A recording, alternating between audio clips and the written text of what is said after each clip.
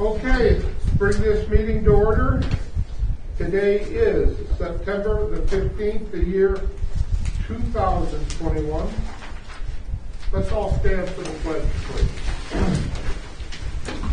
Mike, would you lead us? Yes, sir. I pledge allegiance to the flag of the United States of America and to the republic for which it stands, one nation, under God, indivisible, with liberty and justice for all. Amen.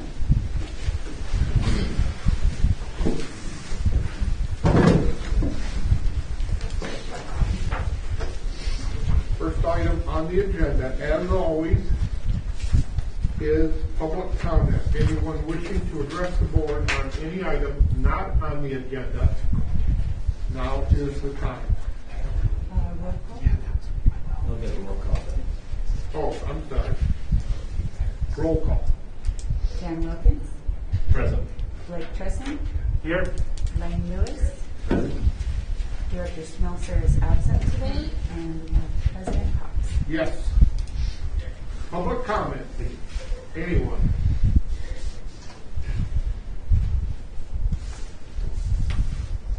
Anyone? Public comment?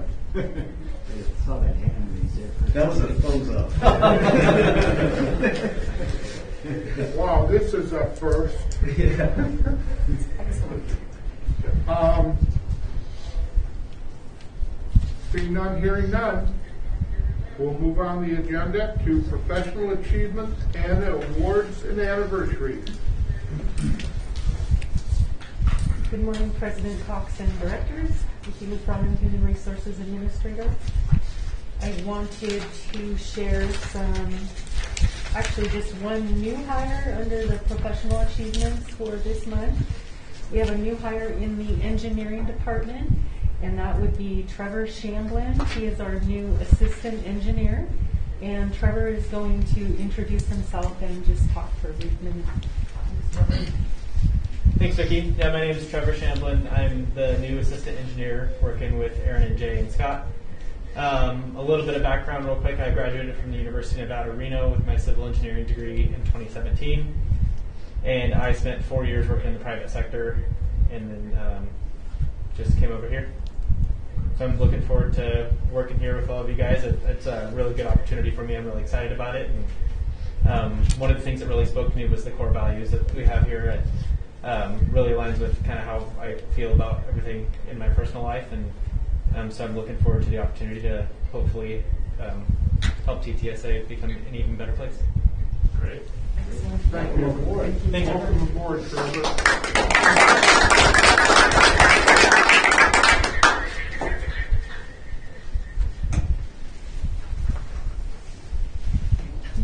That was the only item I had on the agenda. Thank you. Okay, thank you, Vicki. Consent agenda items. Thanks, Trevor. Any comments? Vicki? Consent agenda items 1 through 7. I do have a question for Dick after we approve it, though. Okay. Allison, We got a motion on the floor I'll to second. approve consent agenda items 1 through 7 by Director Wilkins. Need a second. Second. Seconded by Director Lewis. No comments from the public. All in favor? Aye. Aye. All opposed? So ordered. Go ahead, Dan. So the question I've got, we have a lot of these types of items on our agendas, approval of a progress payment, approval of a change order, and that creates some amount of administrative work for staff to prepare the staff report, present to the board for us to review it. And a question I've got is whether or not we as the board really need to be reviewing and approving at this level of detail, the project activity. Whether there's a legal requirement for us to do that is a question I've got. And if there is a legal requirement, then so be it.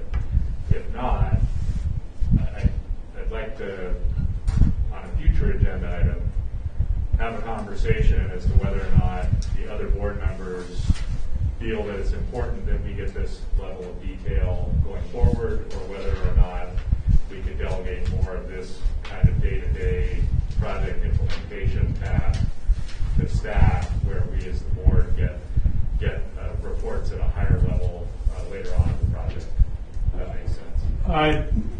Yes, you could make those changes. The issue is a function of the scope of delegation of authority to the general manager. There's no agency act, state law requirement that this stuff come to the board of directors. Rather, it's a function of where the board draws that line in terms of giving spending authority, approval authority to the general manager versus what must come to the board.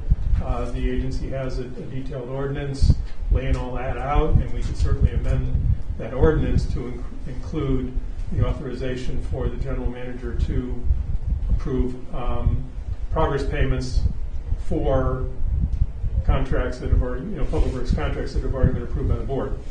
So that's certainly a change the directors could make if you'd like to. Okay. On the progress payments, I just browsed through. We're only talking about 3 or 4 paragraphs on each item there. And you know what?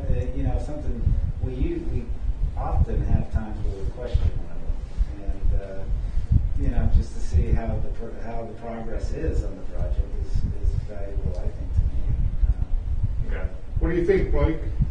Yeah, when we award a project, for X number of dollars, getting the progress payments doesn't do a lot for me. I'd rather see, maybe that's what Dan was alluding to, I'd like to see more project-related update on how the project is progressing. Maybe that's just the engineer in me as opposed to the board member in me. But we've already approved the project. I think a change order that exceeds perhaps LaRue's spending authority should come to us, but progress payments that are standard fare, doesn't seem like that needs to have board approval. It could be an information item that you attach to your, perhaps to your manager's report, but, I'm more interested in kind of hearing about the how the project is proceeding and, and the challenges that are going on and the successes, hopefully, that are happening. Yeah, I've seen that. I've also seen where a board will approve a project, approve some amount of contingency expenditure on a project that staff is authorized to implement, and then that gives the staff the ability to just work, get the project done. I think a lot of times with these change orders, in order to keep a project moving, you need to approve it before the board meeting. And it's always been interesting to me, we get these change orders that probably the work's been done already, and what would happen if we as the board denied a change order, right? It would create problems. And so anyway, that's the reason I brought the topic up, and my thought wasn't to drag us into an in-depth conversation here. It was really a question of if we wanted to look at that topic, is that something that it's worth talking about at a future board meeting or not? Well, you just put it somewhere, like you said, you could put it somewhere else, like in the general manager's report, to say we're 2/3 of the way here in this project. That's what I get most out of those, as far as how far along is the project, and it's, as far as the update. But maybe we can do those updates in a different form, so it's not such a large form on the. And my interest is really twofold. One, let's not create any more administrative work than we really need within the agency, and two, not have staff potentially in a position of telling a contractor to go forward with work in the interest of keeping a project moving, but potentially being out on a limb where if we as a board didn't approve a change order later for some reason, then it kind of puts staff in a pickle. I don't think that scenario has ever happened, but it could. So it's Counselor, a question? Yeah. Would this have any impact on transparency to the public? I don't think so. That's more of a director's question. The progress pay estimates, whether they're approved by the board or the GM or public records, anybody can see them. As the directors on this side of the table suggested, you could take out the progress pay estimates and have just a brief update in the general manager's report. Project is 30% along, and we made progress payments accordingly. So the question of transparency is really more for how much the board wants to have in your agenda packets versus how much happens at a staff level and is available to anybody upon request. Let me ask you this, LaRue and council, in regards to how we get our board packets, because some of them look like a Los Angeles phone book, and to sit back and go through every page is very time consuming and a lot of issues. But the main thing is when we do our board package, can we have the board package thorough and precise for review of the public if they choose to do so, and have a condensed version for the board agenda, or would that constitute? No, I would disfavor that, Dale. I think it's important to have a single agenda packet, the same one that goes to the directors as available to staff and available to the public. That ought to be a single document. I mean, there are, and I'll defer to LaRue on this. I mean, there could be ways to reduce, the documents. I think staff here does a really good job of including a lot of detail. And if the directors don't want that level of detail, that's a discussion between you and the general manager. I think with the issue we have at hand, I can concur with Director Wilkins. My concern would be this agency's been under an incredible amount of scrutiny, and I would hate to sit back and draw fire from the public by not having a clear and concise board packet and have it available for the public. So, I mean, we could draw fire on this by condensing some of the information that we have in our board packet, and it, public sentiment and public scrutiny is something that I'm a little bit concerned about. But if the rest of the board members feel that we can get by with condensing our board package and not having a level of detail that we've had in the past, it would be entirely up to the rest of the board. If I may, maybe on the next month's agenda, I'll put a discussion item for board packets. And then we just discuss everything from progress pay estimates. We can define what the GM authority is for spending for construction projects, define the level of detail that you guys would want. And then we can all have that discussion open on an assigned agenda item. Would that be acceptable? Okay? That's great. Okay, thank you, Dan, for your comment. Let's move on to the regular agenda. This is going to be the appointment of the board president and vice president. It's time to get rid of your old pal Dale Cox. You did an outstanding job. In accordance with our act, during September of every year, we are to elect a president and vice president. For the past recent elections, what we've done is we've had based on the most senior tenure at the agency. So it went from Mr. Butterfield, Mr. Lewis, to you, Dale, and then if you were to maintain that process, it would be Dan moving from vice president to president, and then the most senior then would be Blake, and Blake would be filling in for the vice president position. So that's how we've done it previously in the past. That doesn't dictate how we have to do it, but that's just how it's been done. I think, before, we had Butterfield president for life, and that was a very good idea. And I think we should continue the way we're doing it, and I make a motion to elect Dan Wilkins as president, Preston as vice president. And I second that motion. Any discussion? This is where we're supposed to take advantage of Smelser not being here. That's because our committee assignments.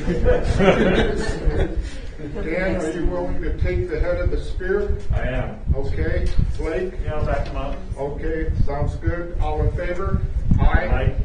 All opposed? And I'd just like So to ordered. say thank you, Dale. I mean, this was a really difficult 2-year time period to be the board president. I mean, we had COVID stuff and trying to figure out how to manage meetings online with no one in the same physical space. Was a challenge. I thought you did a great job with that. And then with some of the kind of public interest in the agency that was then spilling over to our member districts, and I think folks mistakenly think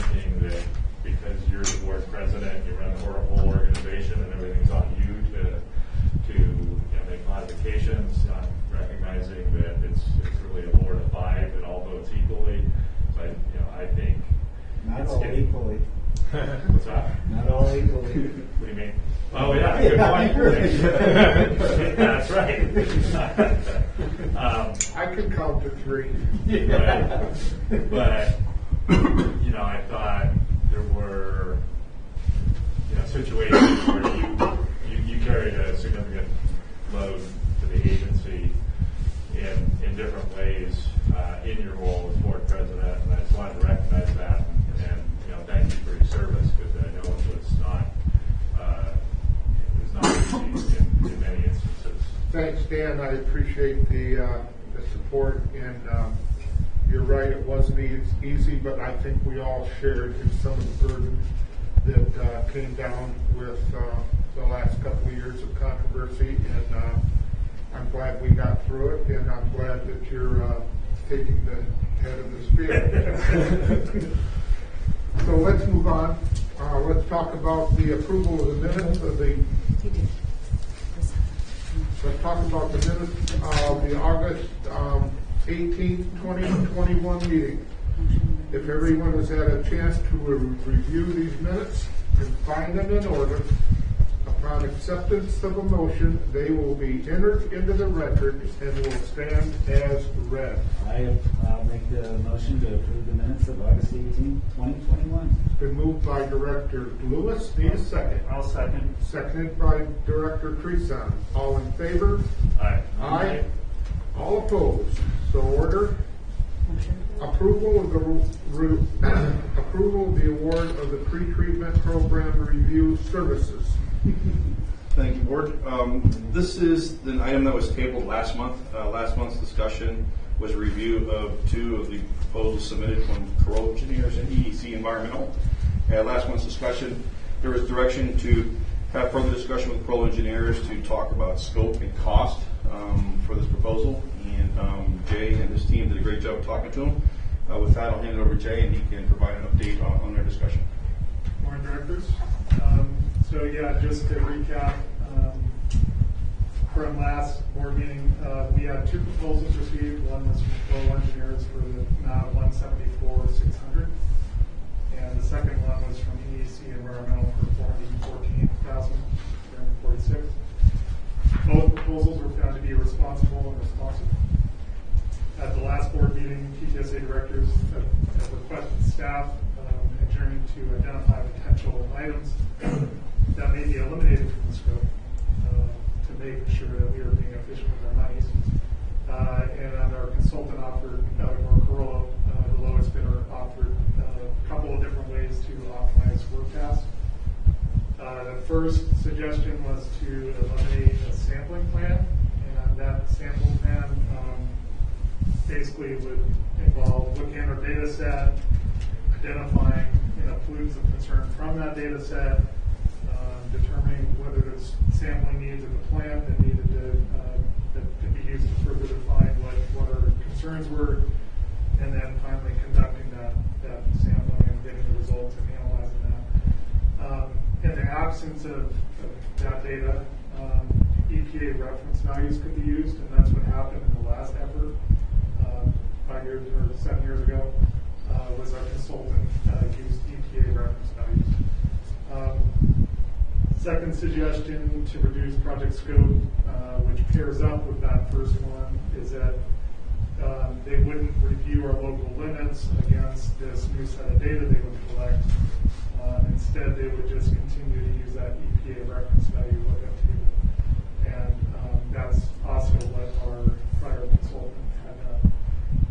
So with those two task removals, it goes from $174,600 down to $123,000.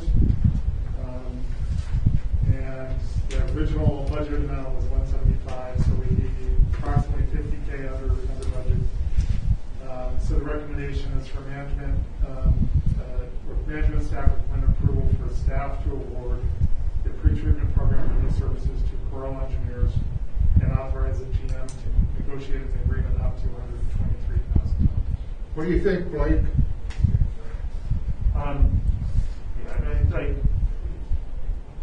I don't live in the world of pretreatment, so it's still hard for me to totally judge. It still feels like a lot of money for, pre-treatment for a plant that really serves, almost exclusively homes and restaurants. Jay, I wondered if you can, Mike provides in his staff report, the effluent NPD, or not the NPDS, but the WDR effluent discharge limits and how we meet those. I don't understand local limits. I mean, what is local limits? We know what our discharge requirements are, so these constituents and local limits, how does that play into meeting our Lahontan permit requirements? So the local limits were developed basically to protect our WDRs and our effluent qualities, so that if there's an industry that comes in and where that industry exceeds one of those local limit standards, TDS is one of them. So if there's a business that will come in and discharge something that's an exceedance of the local limit, we have the ability to either deny them, hookup, or that they've got to come up more realistically, come up with some pretreatment scheme or plant that would reduce that down to below the local. So again, I'm trying to understand what local limit is.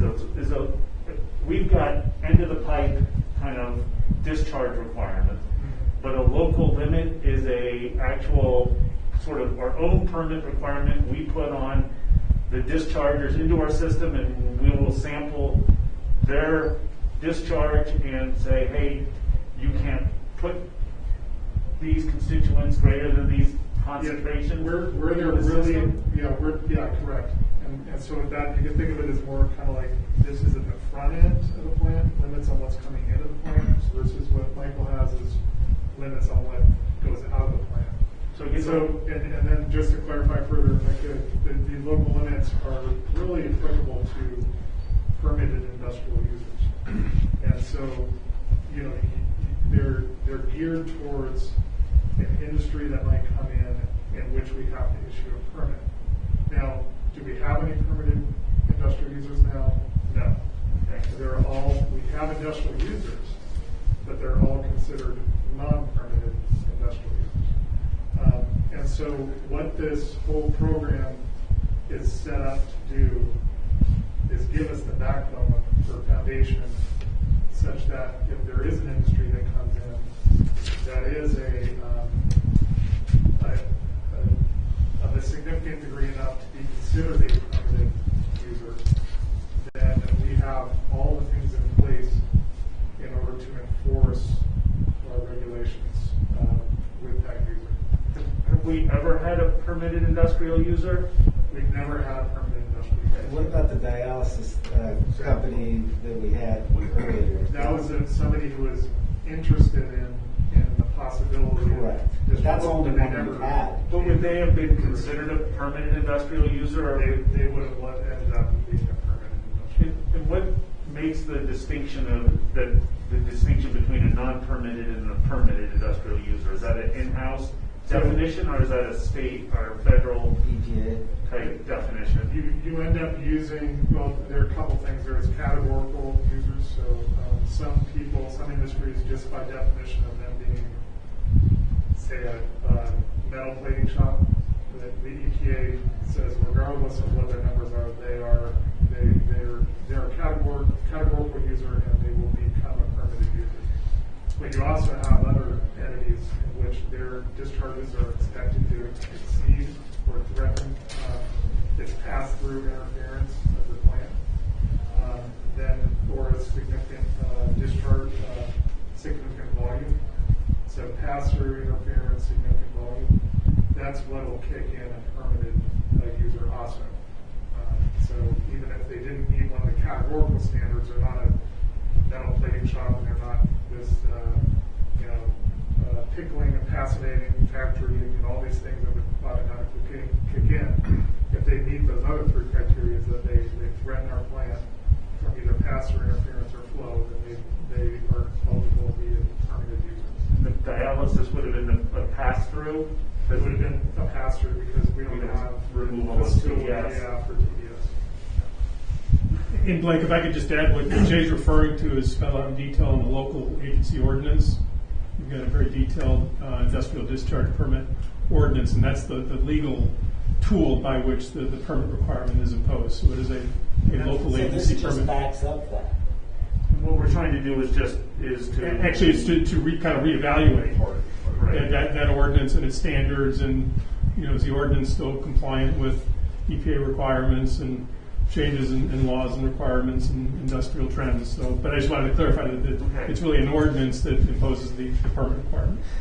And again, I just want to make it clear, I have no doubt that probably, that ordinance, that I'm not sure when it was written, but, it's worth reviewing. It's just the scope of the work, the magnitude of the work, given the nature of the fact that we don't have any industrial users. And, in my mind, and maybe I'm not seeing it right, our community is, the likelihood of industrial users coming seems less likely as land and all that comes up there. So it's just the scope of work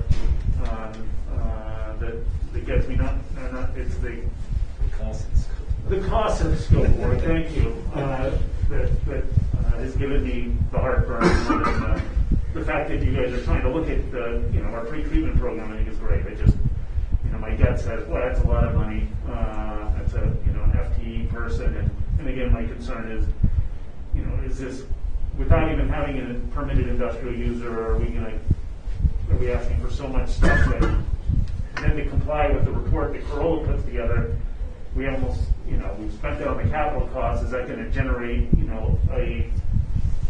somehow, in my mind, potentially a burden on staff to hire somebody to now be in compliance that we wouldn't otherwise do? And do we really need that, given everything I see on our current effluent discharge requirements? We're doing good, and I don't see a huge. And so that's been my concern, and I appreciate you guys going back to Corolla and getting creative and finding ways to reduce the scope, and it's getting closer to what feels right to me. It still seems high. Again, I don't do this. I appreciate the explanation you just gave me. Enlighten me more into the nature of these local limits. And again, the local limits you said are they at the headworks, or are they actually at the discharge point of whatever permitted or unpermitted industrial user it would be? It's their discharge. So it's actually it's not a diluted limit. It's actually right there. What do you think? So- What do you think, Wayne? Well- Sorry, anything else, Blake? Well, I guess I'm just going to bounce back again at Jay. Just is this, I know that you wrote the scope, so you're looking for this. Is this going to create, somehow the need for significant additional staffing? Are you are we going to come back after this report comes in with a request to hire a pre-treatment employee? It's possible, and I don't want to discount that because I think it is possible that we're having a consultant come in and review our entire program, and let's throw out theoretical. If they came in and they saw, oh, you guys need to be sampling every 100 users or something. Do we have any staff right now going out and sampling every 100 users? No, we don't. And I just made that up. I didn't know Right. a real regulation, but if there's something that in their review that they determine that we should be doing these things or we're not, then we have, we would be in a situation of how are we going to accomplish this? And then- Is it in-house? Do we hire a consultant to help with this? Do we, so there is potential to, I think where you're going with this is you spend this money now, there could be future monies that are spent beyond this to comply. So that's possible, but I also come from the perspective of like if that's what we should be doing, then it's kind of like for the regs, then kind of do we have a choice about it? Maybe it's something that we just need to be doing, depending on what they come up with. And if I may add, it's possible we could use an FTE, but it's highly unlikely. We don't have that significant industrial users. If we have none, so we would really be monitoring for those that were coming in that would come into and connect to the agency. And even if we had an influx of 2 or 3, I doubt it would warrant or merit to the point of having a whole FTE. If we needed some outside assistance, we'd probably consult with the engineers for that point. If that was the case, wouldn't the applicant have to, would we put in there the applicant would have to pay for the hours it took to monitor that new use as far as, because that wouldn't be fair to the rest of the users in the district to pay for it. I'm accustomed to having the significant user support, provide the sampling, do the testing, just forwarding the data to us. And be responsible for all of the testing and associated charges with it. But we still have to review it and what have you. And to your point, one of the missing elements in this program right now is a rate charge, like how much we charge an industrial user for processing their application, for maybe evaluating it, for any potential enforcement actions. We don't have any document that says here's what our dollar amounts are. So that's an example of one of the holes that we have from when we did the effort 7 years ago. We know that there are these gaps in the program. So is this going to establish that? And so one of these tasks is to establish basically what we charge people and how we assess like penalty fees, if they do, if they don't comply. Well, what I'm seeing is this is more of a template on top of what we already have, but it's a requirement to make, that's put in place to equally. If somebody comes in, we're not penalizing them. We're going right to that information that this template produces and say this is what it is. There's two paths. One is you can establish that now before you have any contentious parties here, right? And you establish what your penalties are now. If you don't, then what ends up happening is that put years down the road and you have a party in here come in and maybe they're violating or maybe they have some special circumstance, and now you're trying to establish what your penalties are in the context of that conflict. Well, I've been here 30 years and we've had none. I'm just sort of like, we're spending $124,000 now. It's better than the $172,000, for this. But if it's a requirement, I'm hearing some of this information makes it easier for you to evaluate and put in place, as opposed to, I don't have it, I'm going to have to hire, you're going to have to hire a consultant to solve your problem. The dialysis people went away after probably investigating based on what we had prior. It worked because they felt that they could meet the discharge requirements at their place to make that business viable, I imagine. If we got to do it for for purposes that we're gonna for meeting EPA and doing all this, then we need to do it. Dan? Thank you. So the local limits, is that, do we as PPSA establish local limits, or does either the EPA or the state water board establish local limits? We established them, and our prior consulting went through local limits analysis where they used, because they didn't have actual sampling data from our water, they used these EPA reference values to basically establish these constituent limits that went into our ordinance. So the reason I ask is, I think Blake's point is that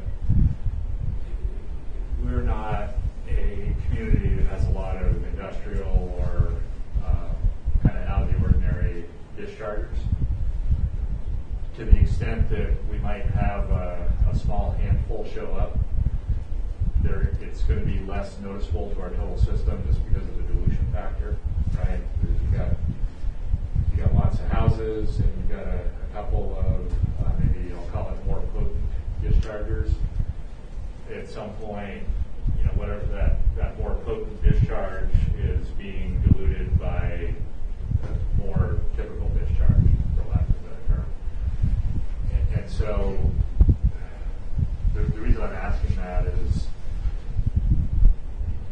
should we, as part of this study, does it include, it sounds like it does not include evaluating local limits. That was done previously and was really based on more like national standards, which is probably taking things like a more average community, or probably not even an average community. Knowing how those standards get generated is probably more, they're assuming a community that has a higher likelihood of I'll call it more potent discharge, and making sure they manage that, recognizing they may not have the benefit of dilution, right, to deal with it. So the question in my mind, because I also don't want to be driving good business away, right? I'm not sure what the details were with the kidney dialysis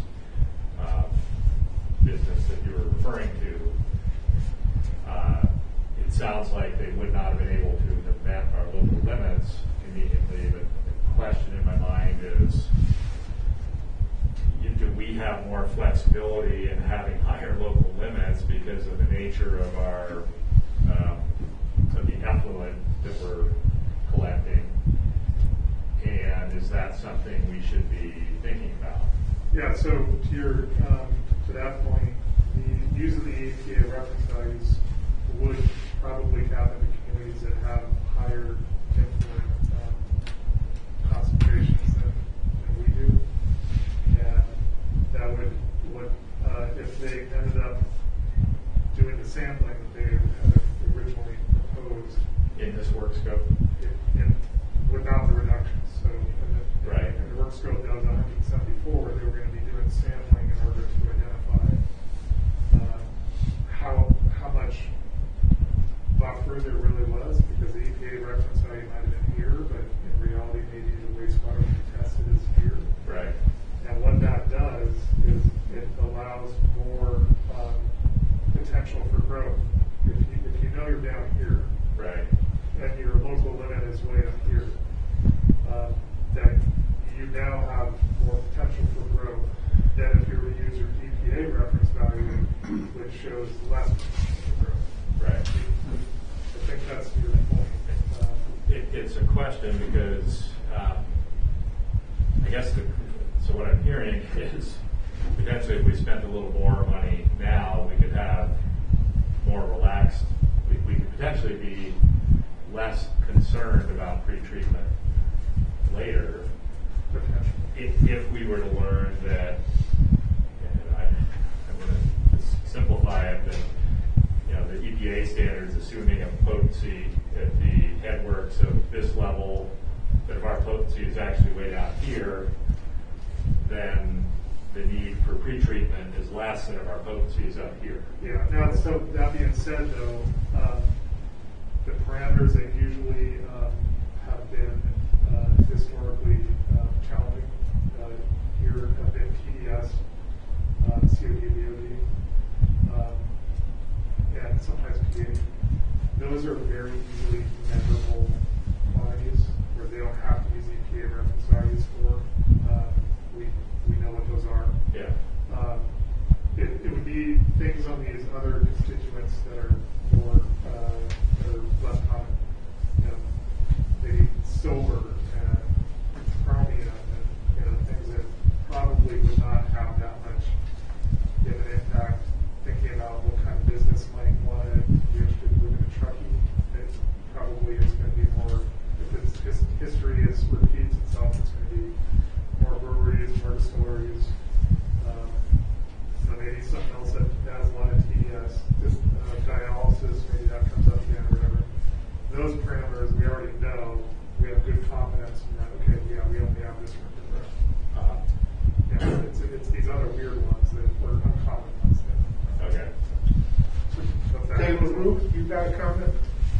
listening to what Jay said is correct. Okay?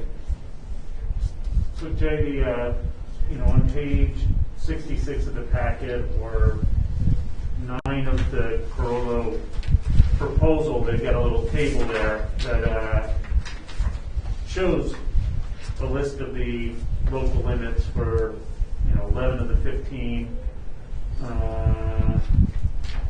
So those are the current values in our current pre-treatment program, and those just are generic? I don't want to speak off the cuff here because that's a table that it cross-check item by item. But This is Jay. yeah, I mean, looking at the TDS, for example, I think that's probably our limits. Yeah. And we don't currently do influence sampling on any kind of periodic basis for these values. Michael, how often do you do like TDS? I'd have to pull the WDR up to look at but we are looking at BOD, we're looking at COD. Yeah, those aren't even. Yeah, I think there's none on the annual basis. TDS. The metals on the influent, I don't know that I don't believe that we are. Can I go grab my WDR real quick and I can tell you exactly what we're testing for on the influent? I think those are done on an annual or at least biannual basis. So that's typically on the effluent more than on the influent. Right. We do have, and then we also have groundwater monitoring.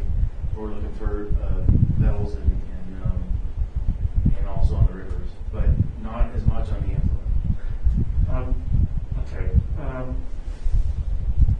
Dan, I appreciate the little exercise you just went through, and how potentially, actually, one of the tasks that we've removed might actually, adjust those limits and not have us potentially unnecessarily restrict business within our service areas. So that's kind of. Yeah, so from my perspective, I've had occasion over the years where some prospective business owner will say, hey, I'm trying to deal with meeting PPSA requirements. Is there something you can do to help me? And I said, sure, you can go talk to LaRue or you can talk to Disney. Without really having a detailed understanding of how critical, and I think it had to do with the nature of the discharge that they were proposing to generate, and our interest as an agency of making sure that discharge didn't create a problem with our plant downstream. But as a board member, with not really understanding what's the likelihood of that, I know that there's this whole dilution factor that comes into play with effluent, and I wasn't really in a position to be like, oh yeah, we're being too strict or we're being too lax, because I really don't understand the details to that level. And then to hit dilution real quick, you often, the solution, the dilution, you often hear that. Yeah. But EPA and pre-treatment regs specifically prohibit dilution as a means of meeting your limits. Right. So there's always that factor that we always have to Right. as well. But if we as an agency were to choose to set our local limits at a different level, because so not saying a discharger that, hey, you can blow off the local limits, but us at an organization level saying, hey, our local limits could be higher than the national average, or maybe they need to be lower than the national average, I don't know, because the nature of our effluent would allow for that and not require us to be as stringent as maybe another community would need to be, because they're closer to whatever that threshold is already with their influent. They're much more likely to have problems at the plant if that trend continues. stand in that Yeah, spectrum. unfortunately, we won't know unless we add it back in the two removals, the two scope elimination items that they made. Because they're, in order to get down to a lower number, those are the activities that they saw could be eliminated just by going, okay, TPSA didn't want to spend that money. One way to eliminate that is to continue to use these EPA reference values instead of going into sampling. So if there is interest in learning more about what exactly is in wastewater and do we have room to adjust these numbers, Right. we would need to add the scope item back. It seems to me that, we've been basing a lot of our dialogue here on the fact that we're residential and most of our connections, or almost all of our connections, are houses and light commercial. But the way I'm looking at things here regionally, it seems to me that we're at the threshold of some significant expansion in development in commercial and heavy, not so much heavy industrial, but heavy commercial. And dialysis is one of the things that we've been addressing for a couple of years now. And dialysis, I think, is an important issue that affects a lot of people in our region, and it's an inconvenience for somebody that has to rely on dialysis to survive, to go to Reno, to be able to get treatments however many times a week that they have to do this. And LaRue, you can help me with this. This study that we're looking at here is something that appears to me that we're going to have to address sooner or later. Yeah, I don't know if it's sooner or later, we're going to have to address it, right? So if we don't do, well, the way I look at it now is where we already have an existing program is inadequate. We've already defined the shortcomings, and we've had new customers come in who wanted to connect specifically a distillery. That's when we started to implement the program and found out there were some shortcomings. One of the things Jay touched on was how we were going to build this. So we're trying to figure this out on as we're going along, when it really should have been a complete comprehensive package altogether. So if we don't do it today, we're just going to maintain the same inadequate program we have now until the next distillery comes in. And we're going to be right back in the same conversation at that time as we're having now. Meaning we don't have a program that clearly defines the direction the agency wants to go as it pertains to the local limits, how we want to build for it. We're going to need to have an evaluation. So in my opinion, all we're doing is just postponing this. And you're right, we may not have a significant or a distill or a user for many months or years. But when it does come, you're going to need it. So to me, it's just a decision on do we want to do it now, or do you want to do it piecemeal or as needed when those times come. And to clarify, you're either residential or you're industrial user. That's it. Then once you get to the industrial user, are you a significant industrial user? So once you get to the significant industrial user, now you start getting these triggers to where staff needs to have a program to reference. Because you're talking to the individual who wants to connect. He's not getting a good, clear answer from us. He can now be potentially going to the town, say, I'm not getting a very good, clear answer from TTSA, can you assist us? So what this does is just, it gives a roadmap for staff to reference, makes clear, identifiable directions, and then now whoever the developer is can clearly make a decision if they want to or do not want to proceed with their business. Is everybody clear on this? I mean, I can That's all right, understand your that's heartburn, Blake, with the $175,000. I think with Jay's negotiation with Carrillo, we've got it knocked down to $123,000. This is an issue that we're going to have to address somewhere down the line at some point in time. Do we want to do it now, or do we want to wait and do it later? I particularly think that we ought to address it now and not sit back and have a crisis. Right. Again, Drew said I agree with. We should refine our plan. It's just pre-treatment programs are required of all dischargers. We're not that unique. I just having a little heartburn over the cost. That's it. I think the scope, the job is an important job. We should do it. I'm just surprised at how much it costs, and maybe that's just me just getting sticker shock and having a hard time dealing with that. I had one other question I just wanted to just clarify, and I think it's important to all of us here is, we're the member agencies. We're sitting on the board here, but we represent the member agencies. Is there, where do the member agencies possibly play a role in the pre-treatment process? Those customers not only are TTSAs, but they're Tahoe cities and squads, Olympic Valley, and it would definitely be working hand in hand, because if it came to negotiating with potential business in terms of what is an allowable discharge, when it comes to inspecting a facility, when it comes to sampling, definitely when it comes to enforcement.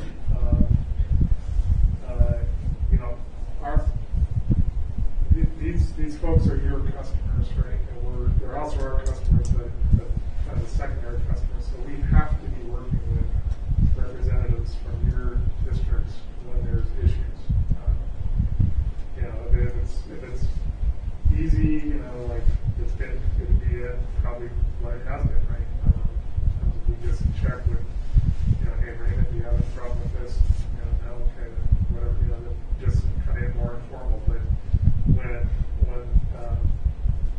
problems come up, we will need to be working in close coordination with member districts. And so one of Carl's tasks here is to review any inter-agency documents that we may have agreements about pre-treatment, and then make recommendations as to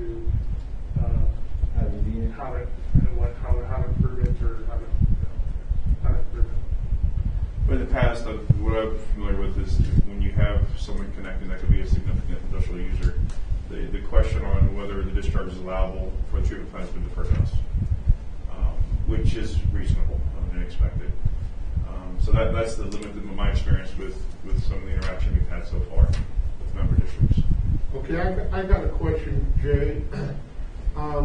Has Carrillo or any other entity such as Carrillo offered the same services to any other water treatment facilities, and is the price that we're being presented within the scope of?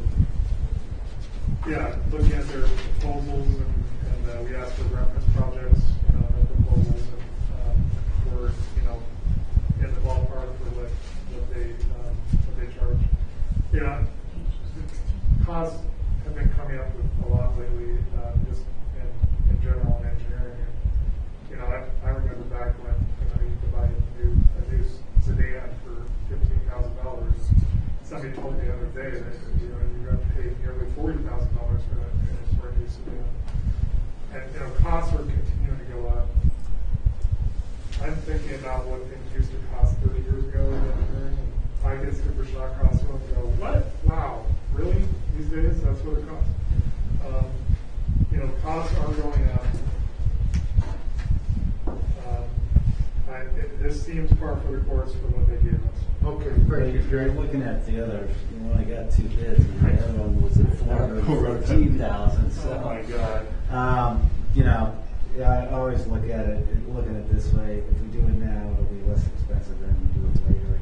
Give these guys a template to operate fairly with the customers that come in. But I think we need to do it. And I don't like paying the price, but I think it's something that we need to do.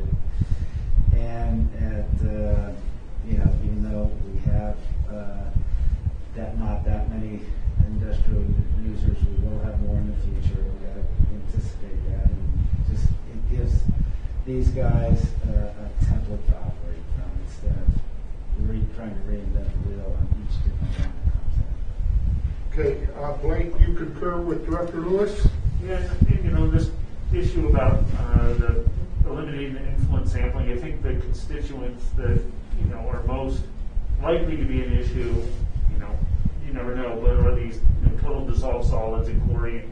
Chloride, it sounds like we probably do sample, that's easy to sample in-house, those aren't metals, and so we should be able to not rely on EPA standards for those. We should have the ability to do, very specific limits there. So I'm comfortable with continuing to remove the sections of the project that have been trimmed down. And so, Final comment, Dan? Maybe a question. So, based on this scope of work, if we wanted to have an agenda item either as a part of the pretreatment study or separate from that, to look at the local limits, would we be able to do that? Yeah, I mean, Corolla's already told us by removing these items on their automatic recommendations and in their study that they're going to say is that they recommend that we revisit local limits at a future date if we don't do it now. So it could be done, the local limits part of that could be carved out now, put set aside, and then you pick that up at a later date. But would we be hiring a consultant at a later date to help us with local limits?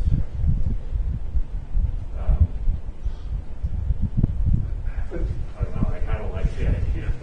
but it sounds like the local limits. We're going to have local limits.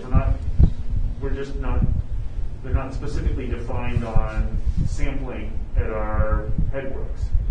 They're going to be standard EPA numbers for those that we don't sample for currently, but they can still use the values that we do have to create. I mean, we're going to end up with local limits. That's not going to be missing from the report, is it? No, I mean, just let me clarify that they're going to do a brief scan of local limits, just to go, okay, do these look reasonable or whatever, but by removing this scope of work item, they're not doing any kind of deep dive into the calculations of our local limits. That's what they were removing by going to the EPA reference values. You were able to bypass the calculation part of it and just go, okay, I'm just going to use these reference values. Okay, what we have here is a situation where we're being asked to approve the services of Carrillo for pretreatment review process. I'll make the motion that we approve Corolla for the $124,000 for pretreatment. We have a motion on the floor to approve. Need a second? I'm actually not seconding it because I think we ought to be spending more money and doing the local limit work. Need a How are we second? doing? Need a second?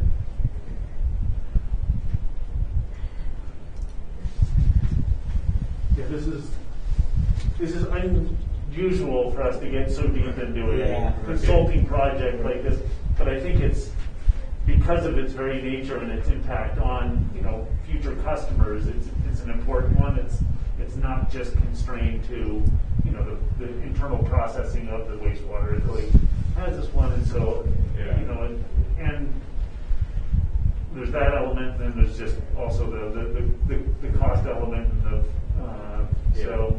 Dale, could I ask another question of staff? Absolutely. So I'm curious, either LaRue or Jay or Mike,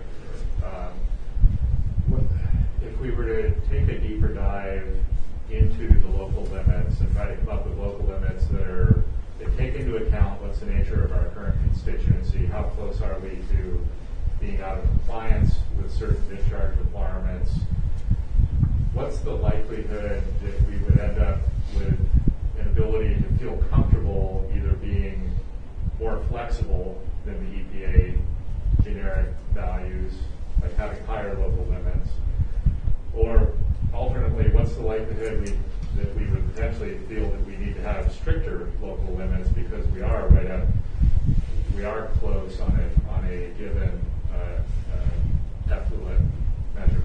So I would say on the ones that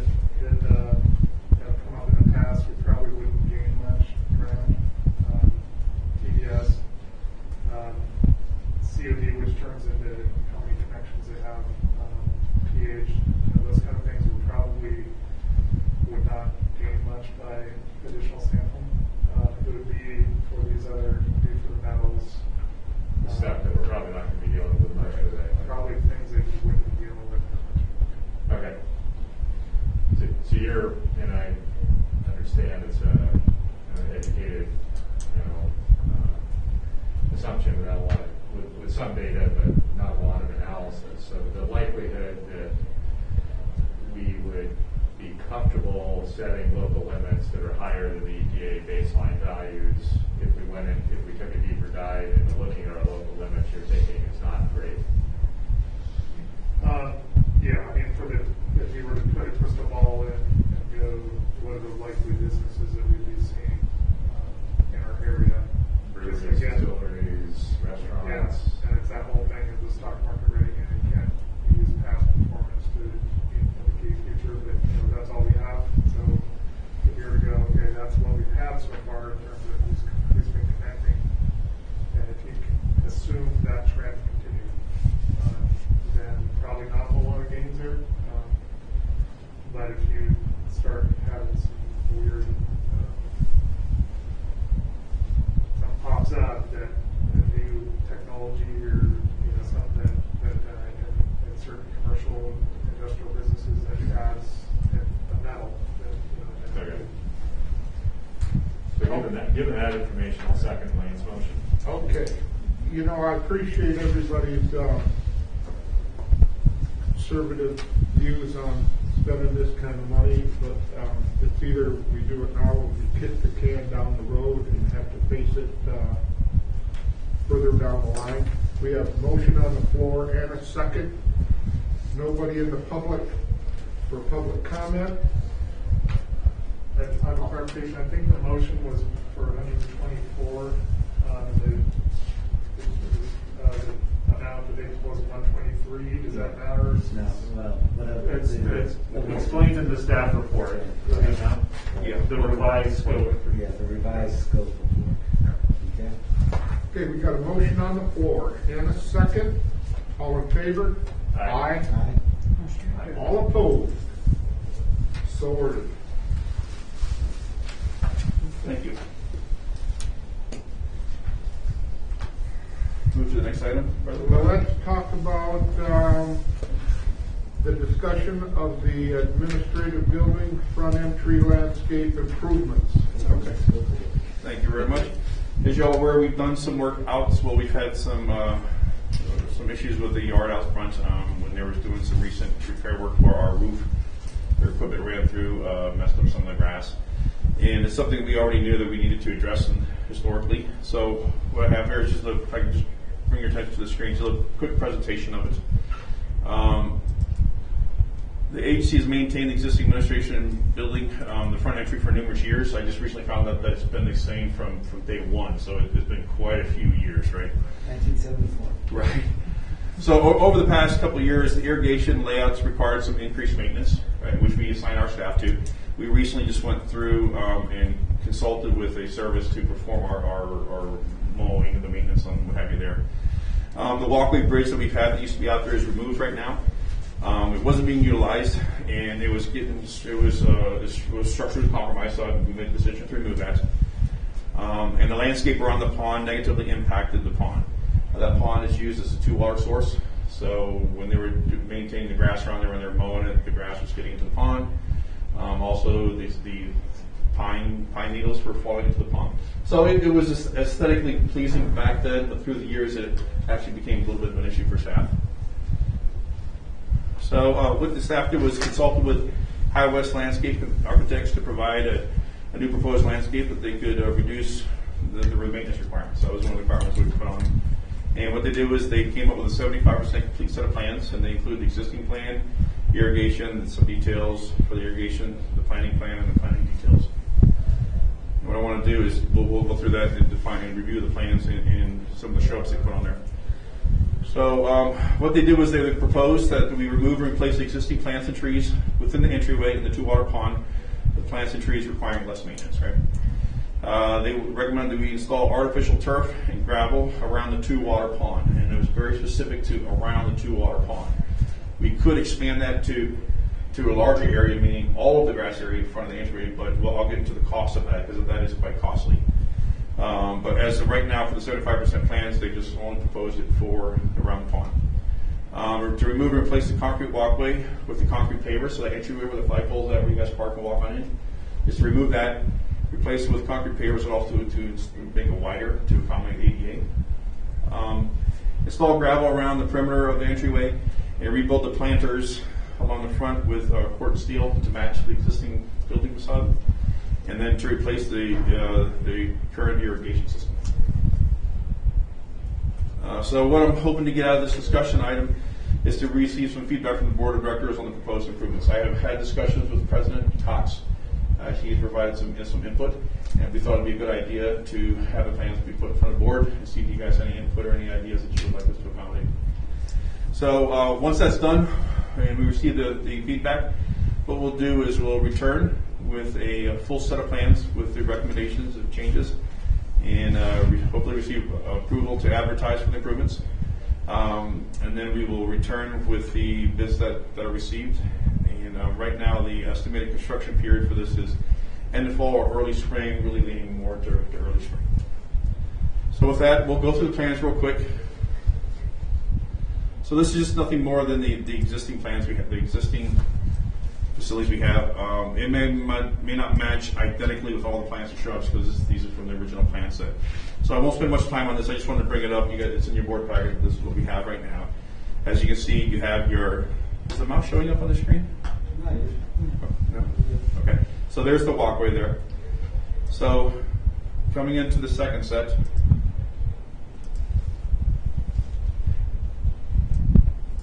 What we have here, as you can see, is the new walkway. Currently what they have are two proposed stations. Station 1 over here, and Station 2 over here. In order to irrigate the center island, they would go ahead and bore the irrigation underneath there. You can see the cycle or the pattern for the irrigation. Let me refer to my notes, a little bit easier for me to see here.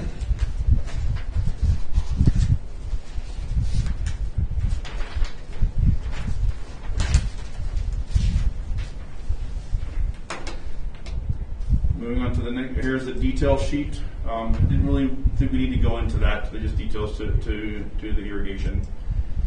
Now going into the planting plan. As you can see, what they've done is now they've removed this existing tree right in the front entryway. We can't see The mouse is not okay. There you go. Sorry, guys. I'll try to control from that view. Remove this existing tree here. Remove the existing trees here and back here. So we're calling them pine needles, what have you. Putting in larger gravel, installing shrubs this way along this perimeter. There is identified around the front there, and then the remaining part would be turf, artificial turf.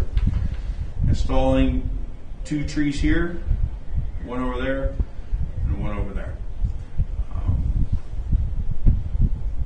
And I think that covers the improvements for trees and shrubs. So that's a detail of the planning details, and then here are what they're proposing. So it's the choke cherry tree, which is going to be by the perimeter, front entryway. Then you have your blue grass, zebra grass, and the maidenhair grass shrubs. So the idea is just to get this in front of you, see if you have any input, if there's anything you'd like to see additional, as this is a representation of the agency as you pull in, right? Well, this has been an issue of mine for 20 years as far as the maintenance of that facility. When you, as far as maintaining, when you have a $170,000 a year employee mowing the lawn out there, I thought it was pretty. That person should be in the plant, working in the plant. I look at the artificial turf. The cost is quite a bit more, but the cost savings within 3 years pays for itself. You're talking about maintenance. We actually looked into that. Yeah, so I'm all in favor of the. I have 60 acres of grass. If you could do the artificial here, you don't have anybody walking on it. It looks spectacular. The average life on a plain surface is 10 years. You'll probably get at least 20 years out of that. The only maintenance you have to do is take off when they sand in there. You may get some sand overlay from the winter that you blow off easily on that I don't know if you need that curb built up around it though. And lift the turf up around the inner island there. Okay. But you're still talking about the turf all the way around the building, correct? No, the way they proposed is turf around the island, right, to avoid the Right, the no, grass. but I know that, but the natural turf, are you still talking about having that around the Yes. buildings and everything? Yes, so the way we have it, the proposed here is to continue replacing with sod. And using the estimates that were provided to us, just by calling the local area. To do that area, it's about a foot or less, $1 or less per square foot of sod, right? And we've got about Right. 15,000 square feet there. So you're looking about 12,500 to 15,000, it's just ballpark numbers. When you start going to turf, Artificial.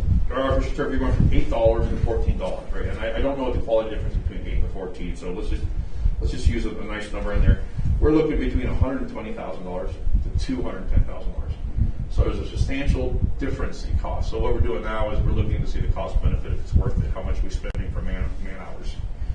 We currently contracted approximately $3,500 a year to maintain the landscaping.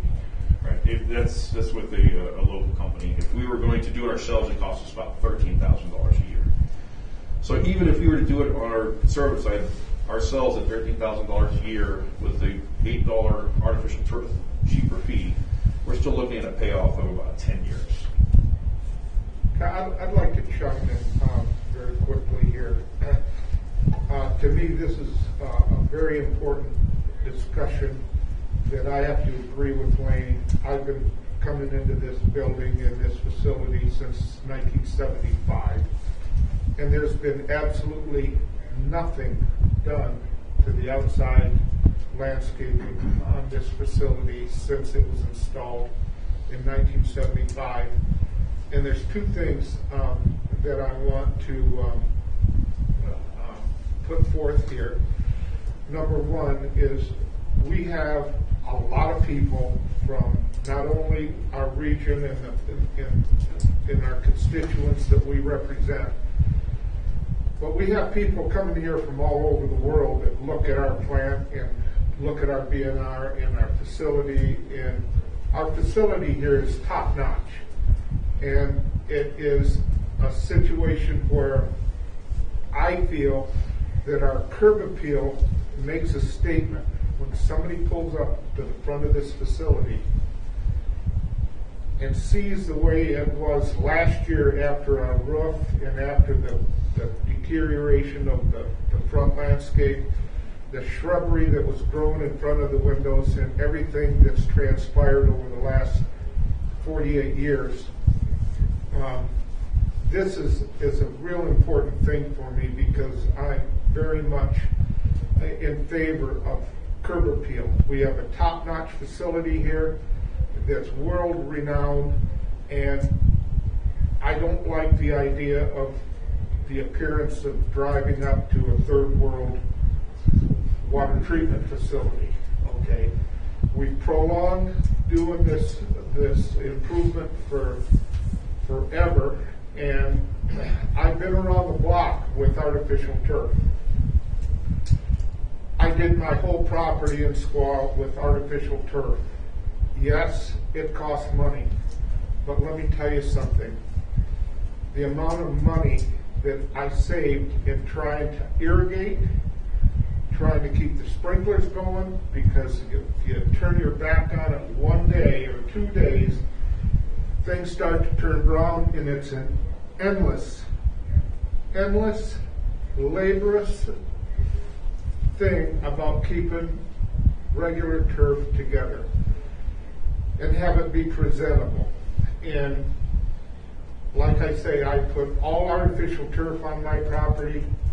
With the amount of time that I've saved mowing the grass, keeping the irrigation, installing the irrigation, and everything that I've seen on the drawings about the spray patterns and the irrigation and all of this that's included here to try and keep regular turf, the maintenance and everything, I'd like to see artificial turf. I think that the maintenance and everything, just like you said, LaRue, would pay for itself. You say 10 years. I think would be sooner than that, because I know what I dealt with on my little property, and it's a no-brainer. And to be clear, we're okay with turf in the front too, because it reduces our efforts, and we can dedicate those man hours elsewhere. So we're not opposed to it. It's just wanted to be aware, make you guys aware that's a substantial amount of money. No, I know. And the thing is, when I was looking at this thing, cost-wise, you know, for one, you're running turf right up to the edge of the building.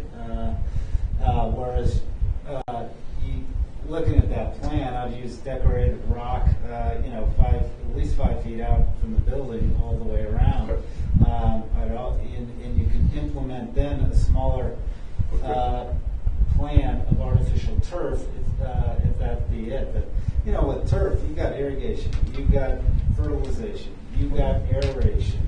All those things, you get a disease in the turf, you got to treat the turf with a herbicide or whatever. But if you use, I think using a combination of artificial turf and decorative rock around it with an herbicide mat underneath the rock, you'll never have to pull weeds or anything around the building. I think it's a great plan in the front. You know, that little bridge over thing was a liability anyway. You got to get rid of that. I don't know what the depth of that. What's the depth of the pond? What is it? It's probably about, It's less than full, it's about 4.5 by 8. Well, It's you still- do have a liability if your pond over 4 feet. You know, you understand? Okay, so I don't know if you want to bring the level up. It's just I won't worry about that so much there because you don't have the foot traffic. I mean, Lahan had one of their employees fall into a pond and drown, and I have a major lawsuit from that because the pond was too deep. But you know, I've come out, I've used decorative rock and boulders, and then put the artificial turf around it. The less artificial turf and stunning, pulling out those rocks. If you have boulders in there with artificial turf around it, it just illuminates everything. And you know, plant the trees in you feel you know, around it, or you can eliminate all that irrigation, but you still have to irrigate minor stuff. the minor stuff. Yeah. I mean, So the feedback I'm getting is it seems that the artificial turf could be expanded, or to be expanded towards the building. Maybe expand the area, the planters in front. Reduce the footprint of the turf. To reduce that, move that out. And then start looking into other alternatives such as larger boulders. Boulders, decorative. You got to use all the way along the building anyway. You don't want the turf coming out. Yeah, we started kind of back here on the sea, and then we kind of roll around this way and follow through. And if you need more, you want to do something out in front, more towards the road, use decorative rock and boulders. I mean, the xeriscape at the airport is gorgeous. At the airport in Reno, that's all xeriscape and decorative rock, and no maintenance. Very little maintenance. Never no maintenance. Does staff actively use that turf for picnicking, kind of lunchtime or break time stuff? So, you know, I mean, we seem to be like real turf or AstroTurf. I like Wayne's approach of, you know, let's get rid of the turf, but minimize the amount of turf actually, just maybe as highlights, but really go to a xeriscape kind of format that's much more consistent with our environment anyway. To me makes sense, you know.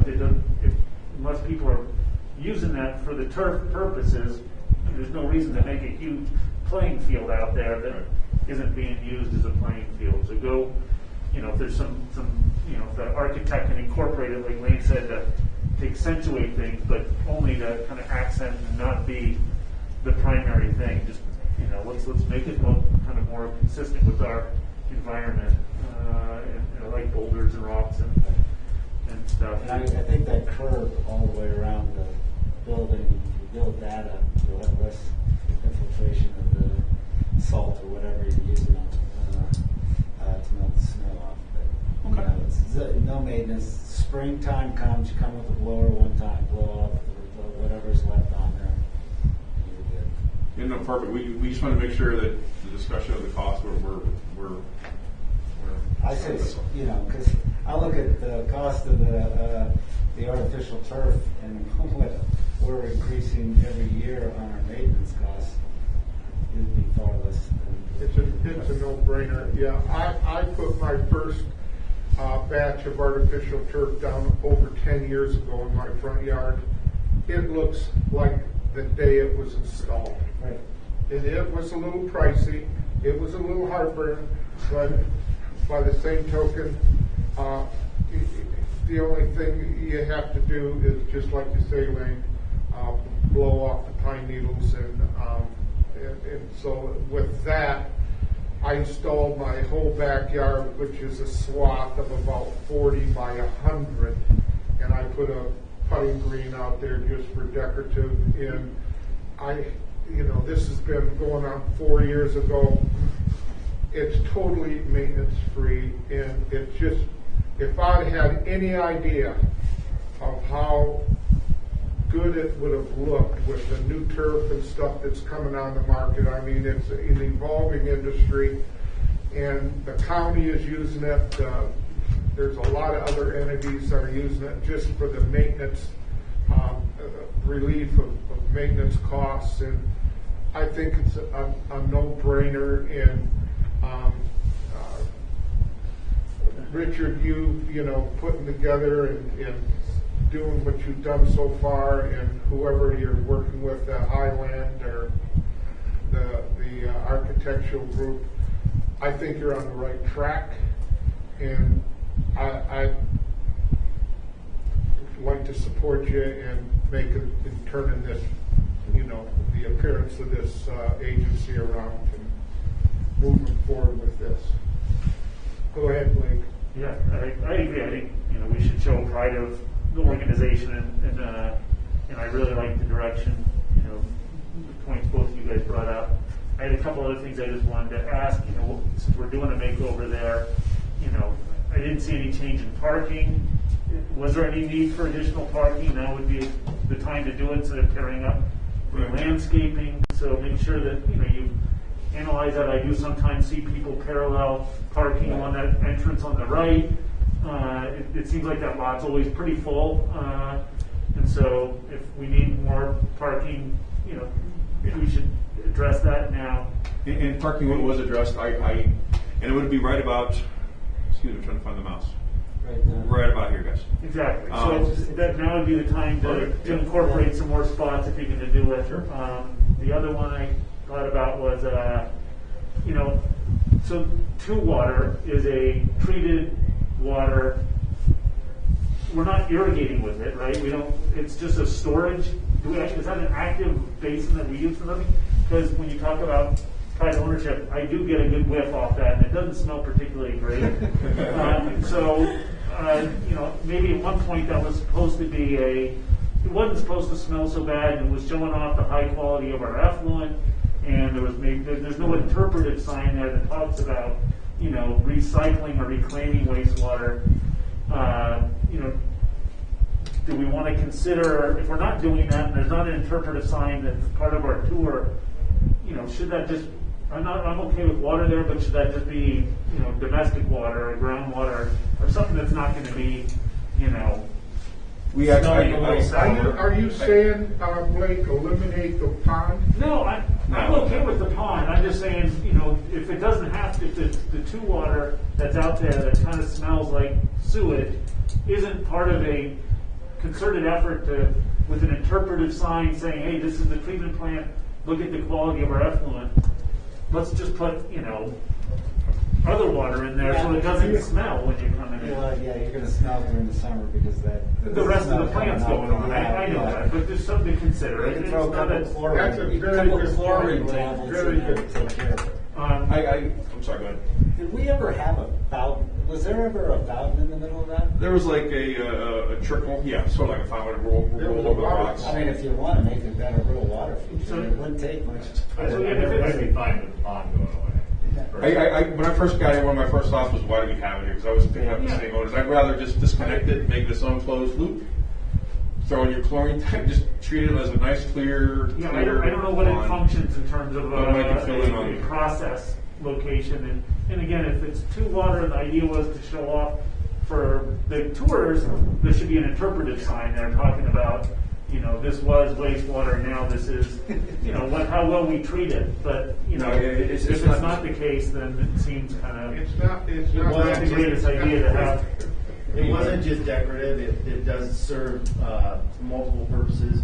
The two water is used for sprays all around the plant, and we also use that for hosing down ballast ponds And that's our reservoir? And the ballast pond gives you your detention time with your chlorine, so that when you do use that effluent it's treated and it's had its contact time with chlorine. So it doesn't actually serve as a feature. It's also cooling water for the generators. It's used for cooling water for our air compressors. So that water is used throughout the plant. We can pull that directly off the effluent line, but then you lose that contact time with chlorine. So when you are using it out in the facilities, it was designed to protect staff that are actually utilizing that two water. That's the main purpose. But It's good use. I mean, But so maybe some additional chlorine tags, just being conscious of the, Chlorine tags. smell. So, thanks, Mike. And consider possibly, an interpretive sign if it is actually a functional thing. It might be nice to show it off that way. And then the last one was, just my own little personal thing is this a time to put in possibly an electric vehicle charging station? I don't know, this would be the spot for it, would be obviously. we don't want to encourage anybody to come down there. Right, we wouldn't have to do it, it'd be for staff, we put them in it. Maybe this isn't the right location to do it, probably, but just a thought. Yeah, I think it'd be good to move forward with zero-scaping parking, to make a quick decision on the electrical charging. And we'd have to do a little bit more work into that one and see the most feasible place for it. But if you guys would like that, we can do that and look into it, come back. It sounds like, the original plan was to come back with your changes and then just get approval to advertise. I'm thinking we come back, show you an updated plan set. Maybe more to 95 or 90% at this point, get further feedback, so we'll do that. And we'll incorporate the parking and zero-scaping and have a little update like maybe on the electrical vehicle, see how far we get with that. And then if we have enough information, then we can see if it's something that would be applicable to that area. One thing I think on that electrical, if somebody knows they've got electrical down there, pull their car down and plug in for 30 minutes and they're hanging around, that's not a good thing. Yeah, it's probably, if we want to I'd rather encourage put that, further in the plan maybe it's for staff. It's for only in staff that different only. location. Yeah, I kind of So- view it as for staff only. Yeah. We don't want public just randomly going through the plan No. and parking So cars. you can strike that for this parking lot plan. They look nice to show that we're, But if we need more parking, that's a great idea, coming more over on that side. To be fair, these were discussed with staff. We were trying to be financially frugal with the monies and applying it on a needed basis. So it's good that we can expand it on this. We'll come back with a 90-95% set with your guys' feedback. I didn't hear anything from you, Dan, though. Any feedback you had? I'm good. I agree with Blake. Make sure if we're going to do this work that we've got enough parking to accommodate, staff expansion. Seems like we've had some incremental staff additions. This is long overdue, you guys. I'm very happy that we have support from the board. And Richard, once again, I want to thank you for the work you've done here and the discussion that you and I have had. It looks like we're on the right track here. And as far as where we go from here, are we going to refine the presentation of the drawings that you put on the board here and incorporate some of the Yes. issues that's been discussed here, and then you're going to bring it back for further discussion? Yes. So we'll come back and accommodate the additional turf, more of the zero-scaping. I'd like to add one thing to the plan, and that's a new sign.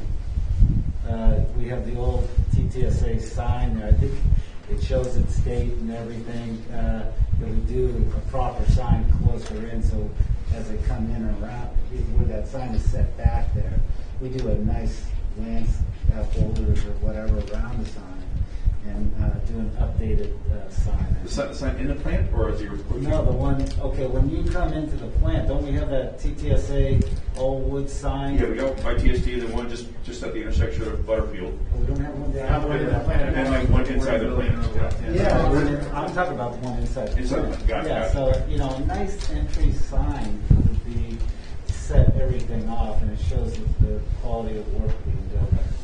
And I think we kind of keep that separate from this project. We'll keep this project kind of landscape improvements, and then we'll just work on that on the side. I think we can handle that. We'll look into Richard and see what options that they might do. But to get to your question, Dale, we'll bring that back to do the amended landscaping for the turf, larger expansion of the turf beyond the pond, more xeriscaping around the boundary, and incorporation of further additional parking. And then we'll bring it back, get some final feedback. Like I said, it'll probably be about 90-95% complete on the plans. That's great. And once again, I want to warn the board that there probably will be a little sticker shock here with the additional of the artificial turf.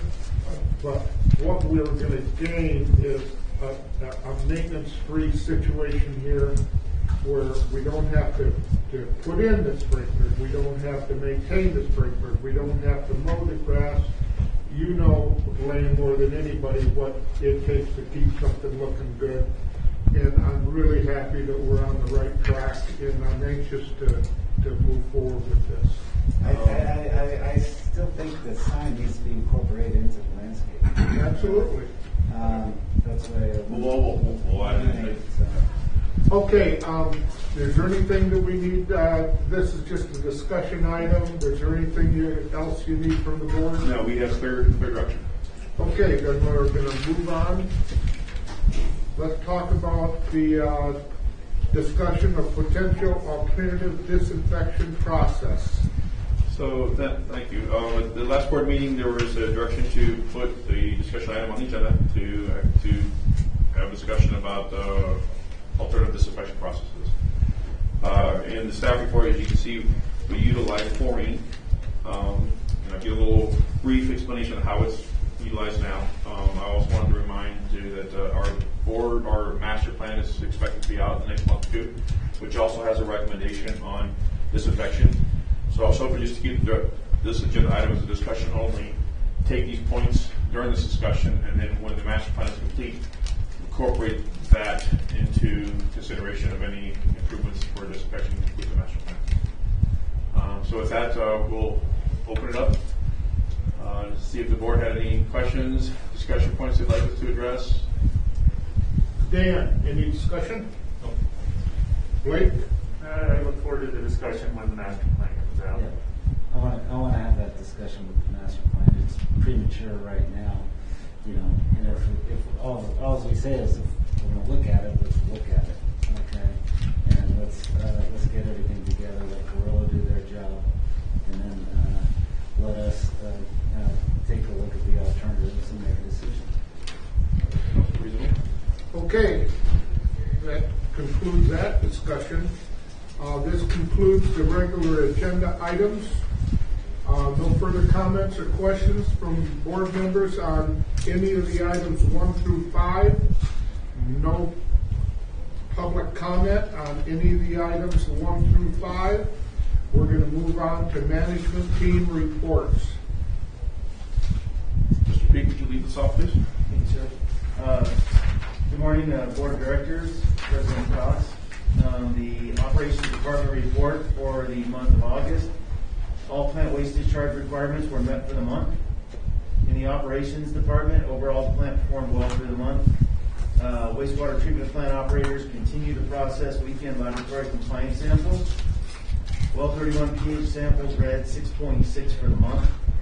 Operations continues to add caustic to the final effluent to maintain the 7 pH set point. Operations work orders 7 completed, 5 pending. In the laboratory, staff performed necessary laboratory testing per the WDR requirements and operational needs for the month. In the process of scheduling international accreditation services to perform a third-party assessment of the lab. Staff continue to train the remaining operators for the weekend testing and will be completing those DOCs. Laboratory corrective actions, 2 were completed for the month and 2 are still pending. And then you can see the flow data for the month for requirements. At the end of the last board meeting, it was a question was posed of what the importance of DO was for the final effluent. I have reached out to Lawton to go back into our WDRs to see what the documentation was to support why we set the limit of 0.5. So based on the Caldor fires and COVID, they've been out of their building for quite some time now, so they didn't have a chance to really look back into their records. And we don't know for sure if we're going to actually get that explanation, but they are looking into it for us to see if they have any documentation of why it was set at a 0.5 for groundwater discharge for our effluent. Again, I just want to make sure it's clear. It was kind of brought up that the low DO that we experienced going out of the plant would have some sort of a negative impact on the Truckee River. Truckee River would be a direct discharge if we are directly discharging into the Truckee River. We are not doing that. We directly discharge into the ground, which travels over a mile before it goes to the Truckee River. So just want to make sure that it was clear that everybody understood what the differences between those were. If you're taking, that was within the plant, the dissolved oxygen spike there. I mean, did you go to well 31 and see take a sample to see if there was any effect there? So we don't actually have if there was a violation in the plant, I mean, it seems to be. We have no requirement in our WDR to monitor the DO at well 31. Yeah. Our requirements are monitoring the DO on the river at all of our sampling locations, and then of course on the effluent before it goes out to the ground.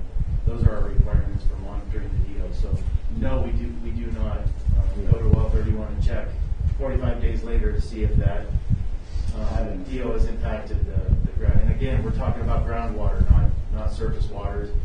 And as we all know, DO is needed for aquatic life, for fish and zooplankton to survive in the waterway. But we are talking about groundwater and not surface water. And that's the explanation, because it was asked at the last board meeting what the significance of the deal was. When he said he didn't know, he wasn't referring to not knowledge of maintaining aquatic life. It's just for the requirement within the groundwater. Because we had different interpretations of his response, and we thought it'd be good to clear that up. And if we had, when we had it back in, what was it, July or June or something, when we had that sampling there of the chloroform. Are you mean the coliform? Yeah. A sampling error? Was it? I wouldn't Would describe you call as it that a sampling error? No. Okay, what was it? No, so we sampled the effluent, Okay. and we saw that when we ran it, it had a low chlorine residual. Okay. Because we were doing maintenance on one of the pieces of equipment. Right. So for a short period of time, we had a low chlorine residual. Based on that, later in the day, once we corrected that, once we knew that was corrected, we had a normal chlorine residual. We then sampled a second time. Okay. Actually, the lab at Jason, I don't know if you want to speak to this or not. I know you asked Jason to be here Right. During the operations report last month, so I asked Jason to come down here, our new lab director, Jason. I know you guys have all met him, but so do you want to just explain? If that's happening at the within the plant, and then there's no effect on the discharge when we discharge into the field, is there? Well, for I mean, it was just such a short period of time that that took place, correct? Yes. Okay. So, I mean, what it sounds like is there was a short period of time where chlorine residual was low. Probably the coliform results were accurate. There's no reason to believe they weren't. That is true. It was just for a short period of time. And then later in the day, when the plant went back to normal operations, chlorine residual was at expected levels, and coliform level was What was expected for the chlorine was residual. also expected. Yes. And again, when we did the second sample, we did not know what the result from the first sample was. So it wasn't that we took a second sample to then change the first sample. We did a second sample to make sure we're back in compliance, Okay. or ensure we were in compliance with that constituent of the chlorine residual. We had no indication, we had no idea what the coliform would be, because we don't get that results for up to 72 hours is the final result. Yeah. So When that happened, here again, a person in the public is interpreting that chloroform, we're polluting the Truckee River with that chloroform. which would be incorrect, an incorrect Definite. assumption. Definite incorrect? Yes. No possibility. Yes. And after doing the two samples, we then, which the lab offered to do for us, it was their recommendation that, once we were back under normal operating conditions, give it some time, we'll grab another sample. And then we reached out to Lahontan to ask them how exactly they want us to report the data that we generated for that day. Correct. Did they want the one data point, or was it 2 data points in average? And they said that they wanted the 2 data points in average because it was multiple samples in the day to get a representation of what our effluent. So we did exactly what Lahontan said and returned to normal. Yes. Welcome aboard. Is there any other questions or any other clarification? Because I don't want this hanging No, out I there just, like, I just want clarification on that has that. been brought up in the past that there's, yeah. So I guess the question I've got with the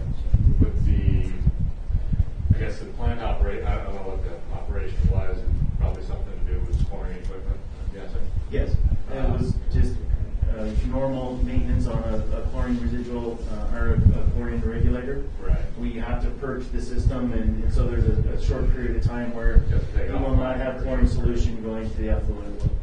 Yeah. Can we clarify if we have the authority to take that second sample?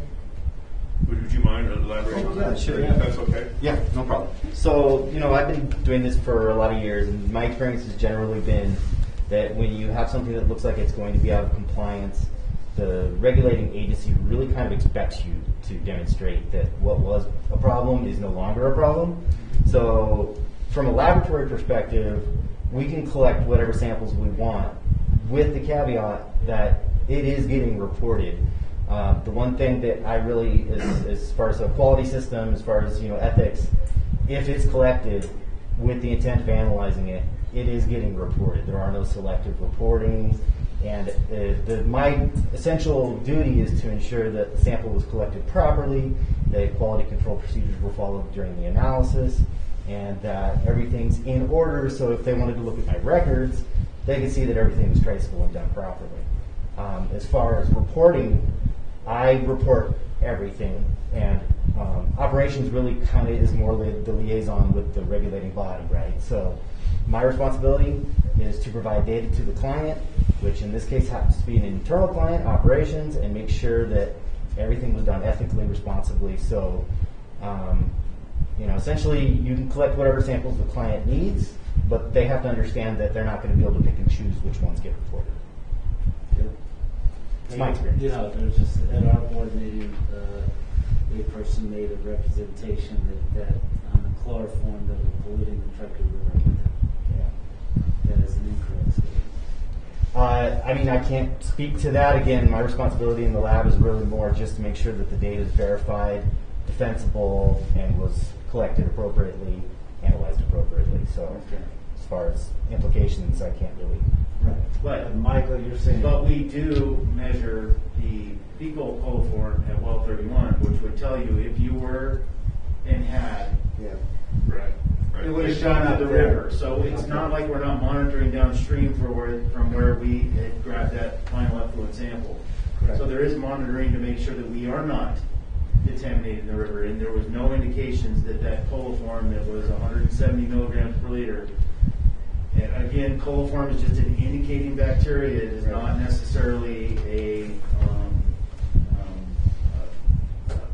what would you say? Coliform is not, it's an indicator, but not necessarily a bad bacteria that can hurt you. So, but we did not see any fecal coliform increases or anything at well 31 before it goes into the river. So that's why I can say with confidence that we did not impact the Truckee River with that coliform that was over our that was 170 milligrams per liter. Okay, thank you.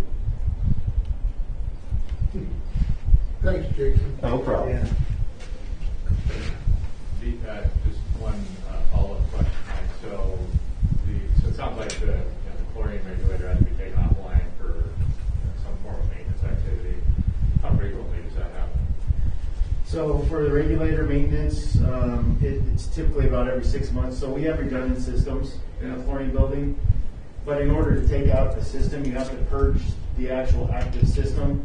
So during that purging process, you have to evacuate all the chlorine out so you can now safely do the maintenance. So there is a short period of time where, as you're purging that system, you have a weakened or lower chlorine solution going to the effluent line as you've got some flow passing by. And then as soon as you've got that purged, you take it out of service, isolate it, lock it out, tag it out so it can be safely worked on. And then in the meantime, you're putting the other the standby system in service, so you now have your proper chlorine solution going to the effluent. And it's the way that the plant was designed originally. So it's not like we're doing anything out of plant design. So this is just, we have to do it when we change tonners. There's several different times throughout the month that we have to do this. Okay. But again, it's always for a very short period of time. It just so happened that on that day, the two things, the safe grab, the daily grab, and that coincided. So. Yeah. I got a question for Jason one more time. Jason, for our ELAP requirements that we have to meet in 2023, how are we going about meeting those requirements, and where are we at this point? Yeah, that's a fair question. So essentially at this stage, they're doing kind of a staggered tiered implementation of the new standards, and the way that our timing works out for our application for renewal, we're actually applying for renewal right now. We're having a third-party assessment. In this particular assessment, we're being assessed to the current Title 22 California regs. There's a couple of small things that have changed around proficiency testing, but not a problem. So we're going to get this assessment. We'll be done with this. We'll be applying for our renewal, which is a 2-year renewal, this December. Next year is going to be our implementation year for the new regs, which is, they call it TNI, the NELAC Institute. It's just it's an ISO standard, essentially, so it's very rigorous. And so the same agency that we're having do our assessment this month, actually next week, they will be coming in early next year, maybe as far as into the early summer, and we're going to have them assess us to the TNI standard for internal purposes. And the hope is that at that point we're very close to being there. They will let us know where there are any deficiencies. We'll correct those.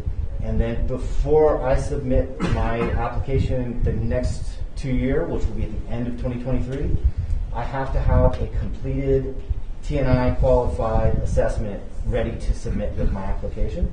So we could do that late next year, or we could do that in early 2023. It's kind of our option. And are you doing that all in-house? Yes. Okay, we don't need an outside consultant?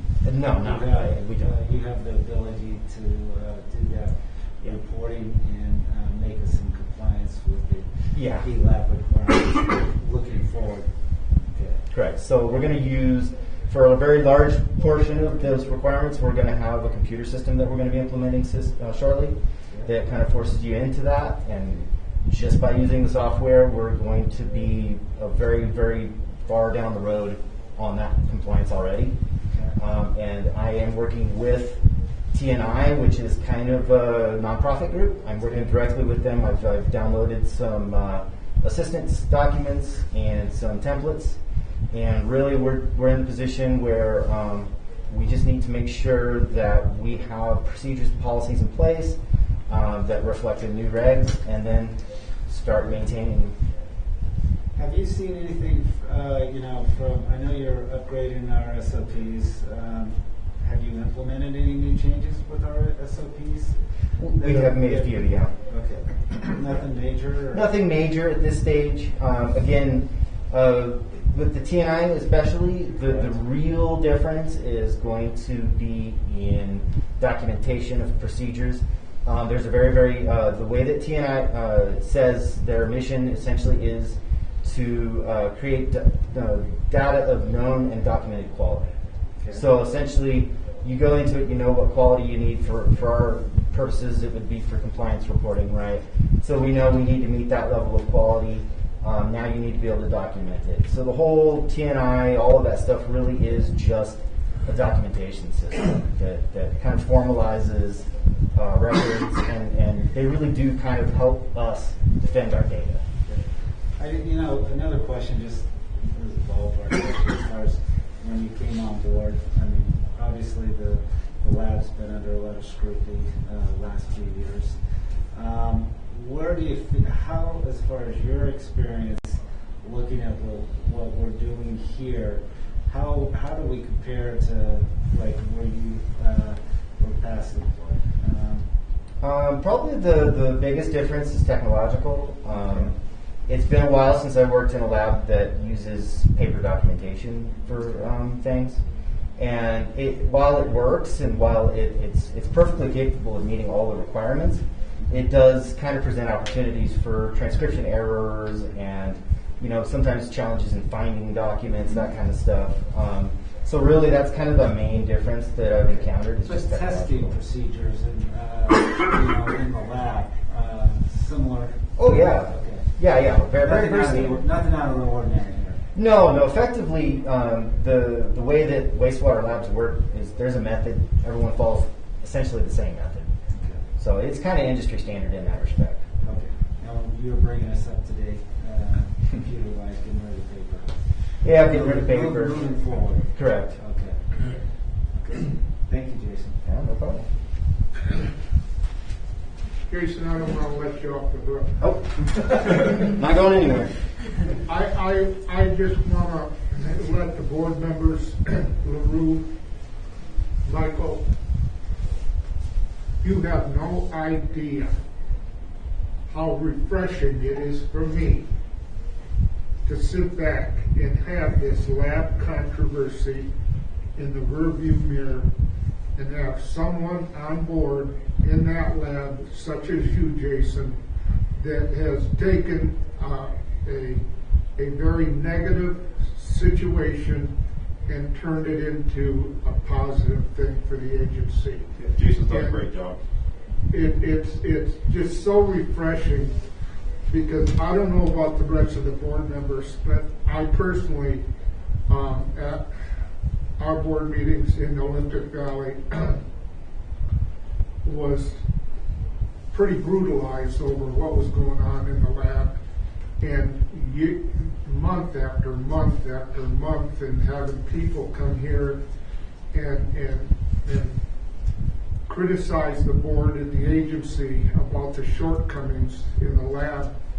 What you've done, Jason, in 3 months has been one of the most positive things that I've seen in this agency in a very long time, and I want to thank you.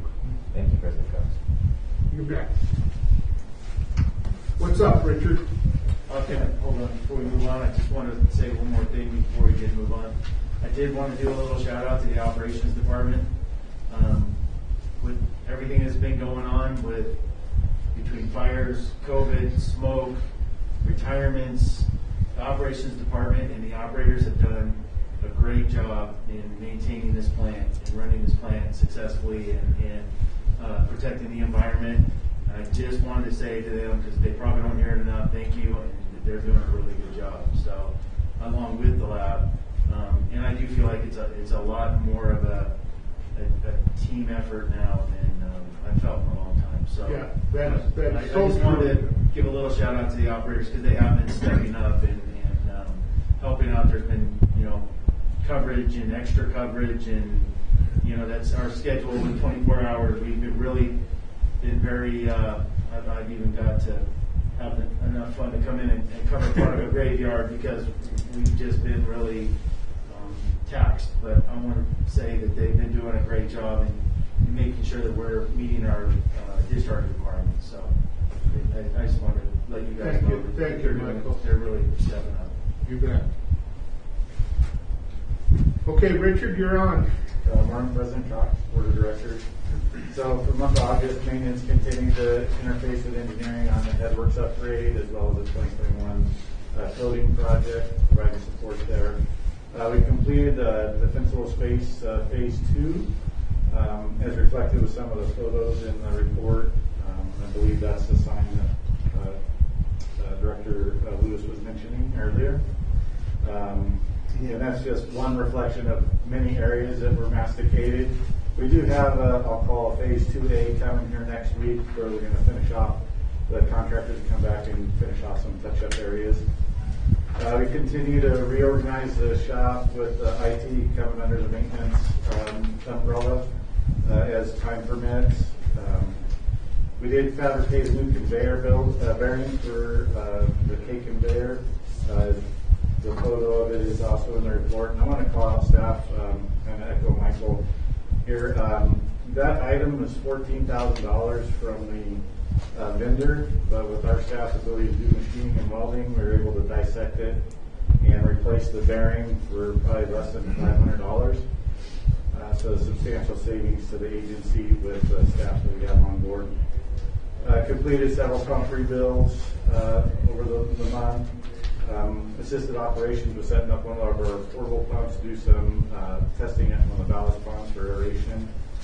SCADA has been working with Headworks project as far as HMI or the human machine interface design for the new equipment that's coming, new bar screens and compactors.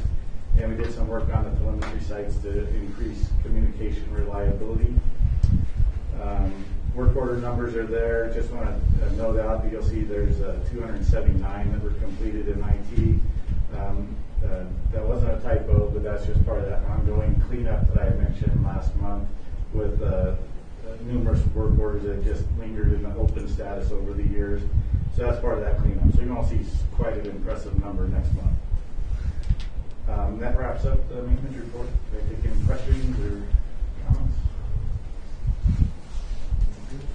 Okay, thank you, Richard. What's up, Jay? Morning again. Now that we're getting closer to fall here, some projects are wrapping up. The 2020 Headworks project is, we can put that behind us. That's complete.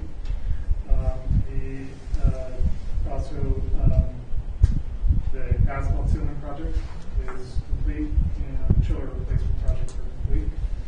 And then continuing construction on Headworks.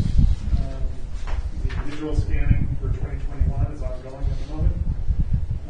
And the plant painting project or coating improvements project is occurring, expected to be complete on that one in about a month's time. And then we're ramping up design on next year's projects. We usually like to bid our projects in kind of the December, January, February timeframe in order to meet that target. We start our designs in the summer and the early fall, so that's where we are on that. Take any questions that you might have. I'm good. Okay, thanks, Jay. Crystal, how are you? I'm doing very well. How are you? Good. Good morning, board members, President Cox. The biggest thing that we have going on in our department right now is we had our interim audit last week. We will have final audit in the week of October 11th. So we've been working really closely with the new auditors. Continued support of Cassell and getting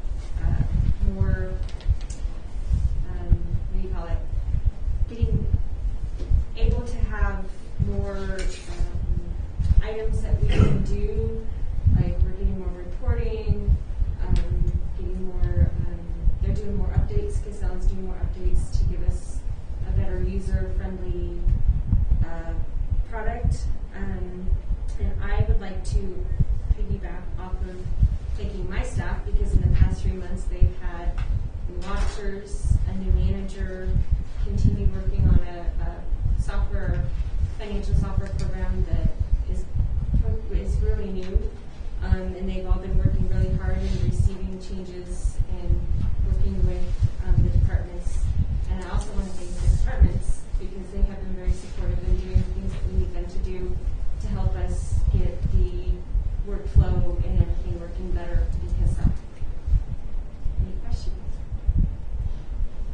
No questions, but Crystal, I did get a call from the auditor Yes, you did. and had a discussion with him about the practices that were coming out of your department, and he told me that you knocked it out of the park. So far, So we're getting there. kudos to you and a great job with the audit, and you got a significant vote of confidence from the auditor. That's great. Thank you very much. Thank you. Blake had a question. Go ahead, Blake. Yeah, it's all really great stuff, Crystal. Thanks. Because a couple things on your monthly report that I just highlighted. One was that you're meeting with various investment advisors. I don't know that you can elaborate briefly on the nature of the investment. So, Maru and I have been met with Mike Myers. I do not remember the name of his group. We met with them a year ago, or I guess they met with him a year ago. I wasn't here. Just to look at potential future investment opportunities and things that we need to be doing to get the agency down that road. With the master plan coming up and potential future expenditures. I think LaRue can elaborate more on that. Well, one of the things we have our UAL, so there's been discussions on how to address that UAL. We can do a SEP fund or do a refinancing through a bond. So what we're trying to do is just look at options that are financing feasible for us. We also know that the master plan is coming with the expectation that some of these improvements are going to be quite costly improvements. So we also want to make sure that the decisions we're making are in line to get us in a position where if we can borrow monies, then we're set up for a better credit rating, which in turn would give us a better interest rate. So what we're doing is we're meeting with a couple of them. Unfortunately, the other one, excuse my memory right now, but we're just shopping around to see what their input is, what ideas they might have, and to see if we could use them on an as-needed basis, and just to leverage the better decision, quite frankly, because we've had the UAL and stuff. That's the biggest one right now, the UAL and how to address that. Great. Thank you. Good. Look forward to seeing that information. Yeah. And just the last one was the 3-day training with the GFOA. It's great to see you're on top of everything else. Investing. We're investing in development. And just was that a valuable training? You know what it actually was? I have probably about 8 pages of notes from that training. The way they laid it out, I've done several GFOA trainings in my life, including going down to the annual conference. That was one of the better trainings.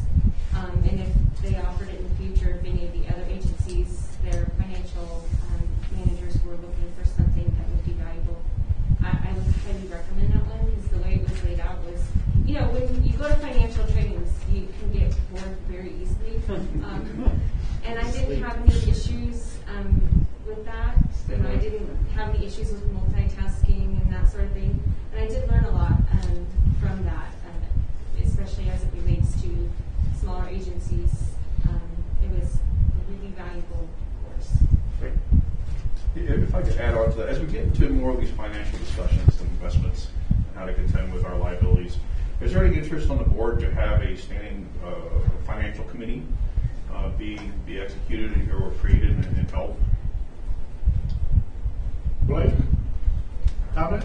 Yeah, I think it would help with that. I thought, through the budget process, I thought it would have been helpful maybe to have a committee that could have dug into that a little bit more deeply with staff, as opposed to it coming down to the board meetings, and then, possibly having just some of the, we're doing so many of the finances just through consent calendar, that, maybe having some eyes on there might be helpful as well, so, Create a committee or like a board, president, vice president, do that stuff, or either way.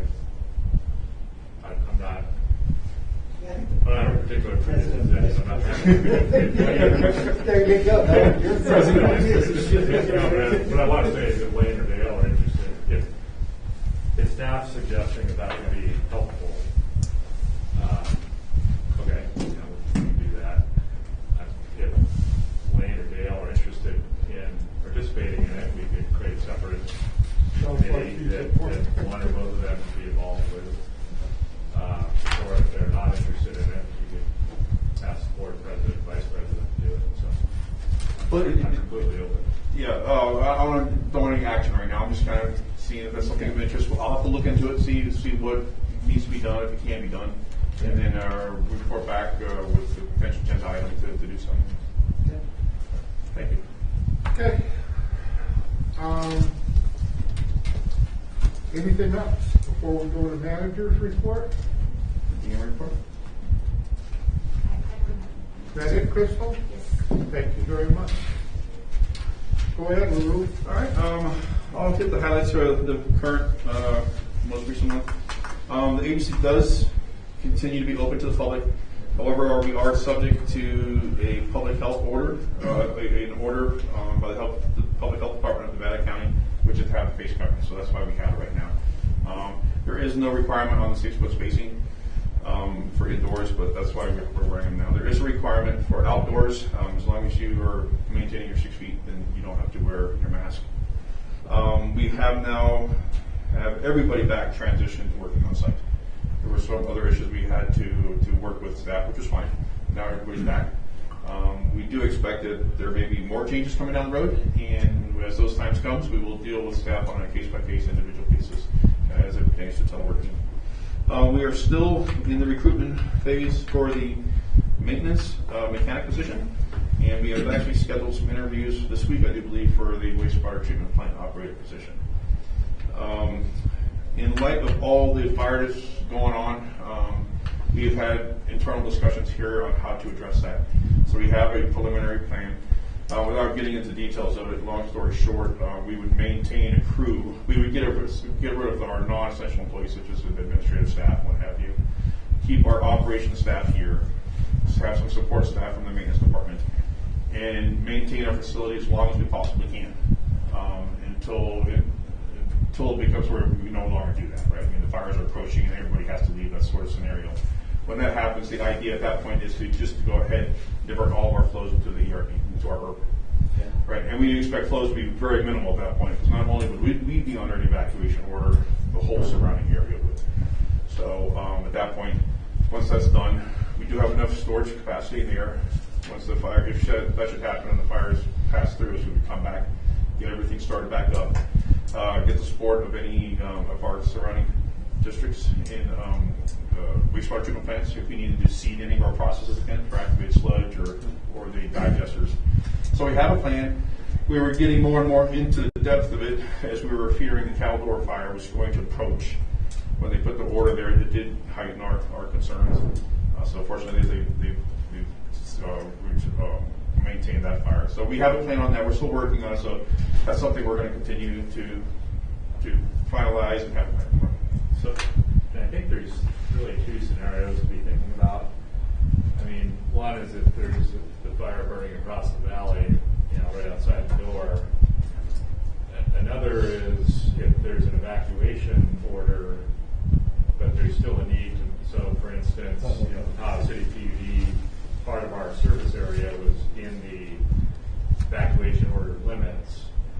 So there was ongoing communication between the PUD staff and the fire professionals and law enforcement professionals to make sure that our staff, because if the fire did come through that zone, they need water to fight it, right?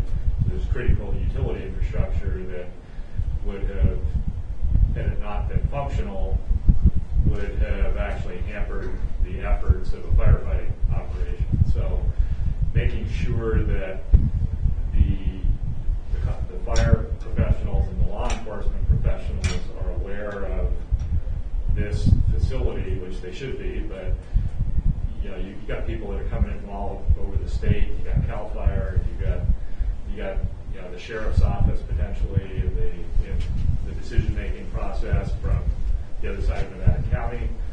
So I think it's important that we have the communication in place so that during an evacuation order, which is different than fire, bearing down on us at the moment, folks understand that we still need to get to this plant to keep it operating. Even though this isn't a firefighting facility, if we can't get people to the plant to keep it operating and we have discharges to the Truckee River, that's not good for anyone, especially if the fire doesn't even burn through at the end of the day. So I think getting some of those communications in place would be a good step, and making sure that we can get, even in an evacuation order, keep the plant functional, get people to and from the plant as needed. I think that's one scenario, and another scenario is if we just got to get out of here because the fire actually is coming through our property, then that's a different scenario. Yes. So those are essentially the scenarios we ran. One was to keep staff here to keep it running. And if it came to where we would actually volunteer this area as a command center so the police, the firemen can reside here, we got all the facilities to accommodate them. And then the second phase is when they said everybody out. But then that's essentially when we're now bypassing right into the herb and going. We've talked about which areas will be affected, right? Because we have staff that are commuting from Reno. What if it affects the travel plan there? What if it affects here? Even though we have people who reside here, they have to be back with their families as well. So most likely, what's going to happen to them? So we've gone through a whole gamut of various scenarios here. That's great to hear that you guys are, I think we all started doing that personally and professionally when that Caldor started to roll over Echo Summit. How hard is it to actually divert influent flow to the ERB? Is that just a gate valve? It's very easy. Okay, and then, just looking at our flow data, a couple million gallons a day probably. How much capacity is in the ERB? Total, it's close to 15 million gallons. Between 13 and 15 million. And so, so that's, that's... Yeah, we kind of figured everybody's gone, maybe 250,000 gallons a day, because someone's still going to be here, so we've got... unlikely that, you're going to be, the fire's going to be raging right here for a week. Yeah, that's unlikely. So that's great fallback scenario in the case of a actual evacuation of the plant to be able to do that. And we did reach out to South Lake Tahoe and talk to the operations manager there, and kind of what scenarios they went through, what they actually did while the Caldor fire was there, and so we got some information from them, and it was useful. And because they were in the evacuation limits. In addition to the herb pond over here,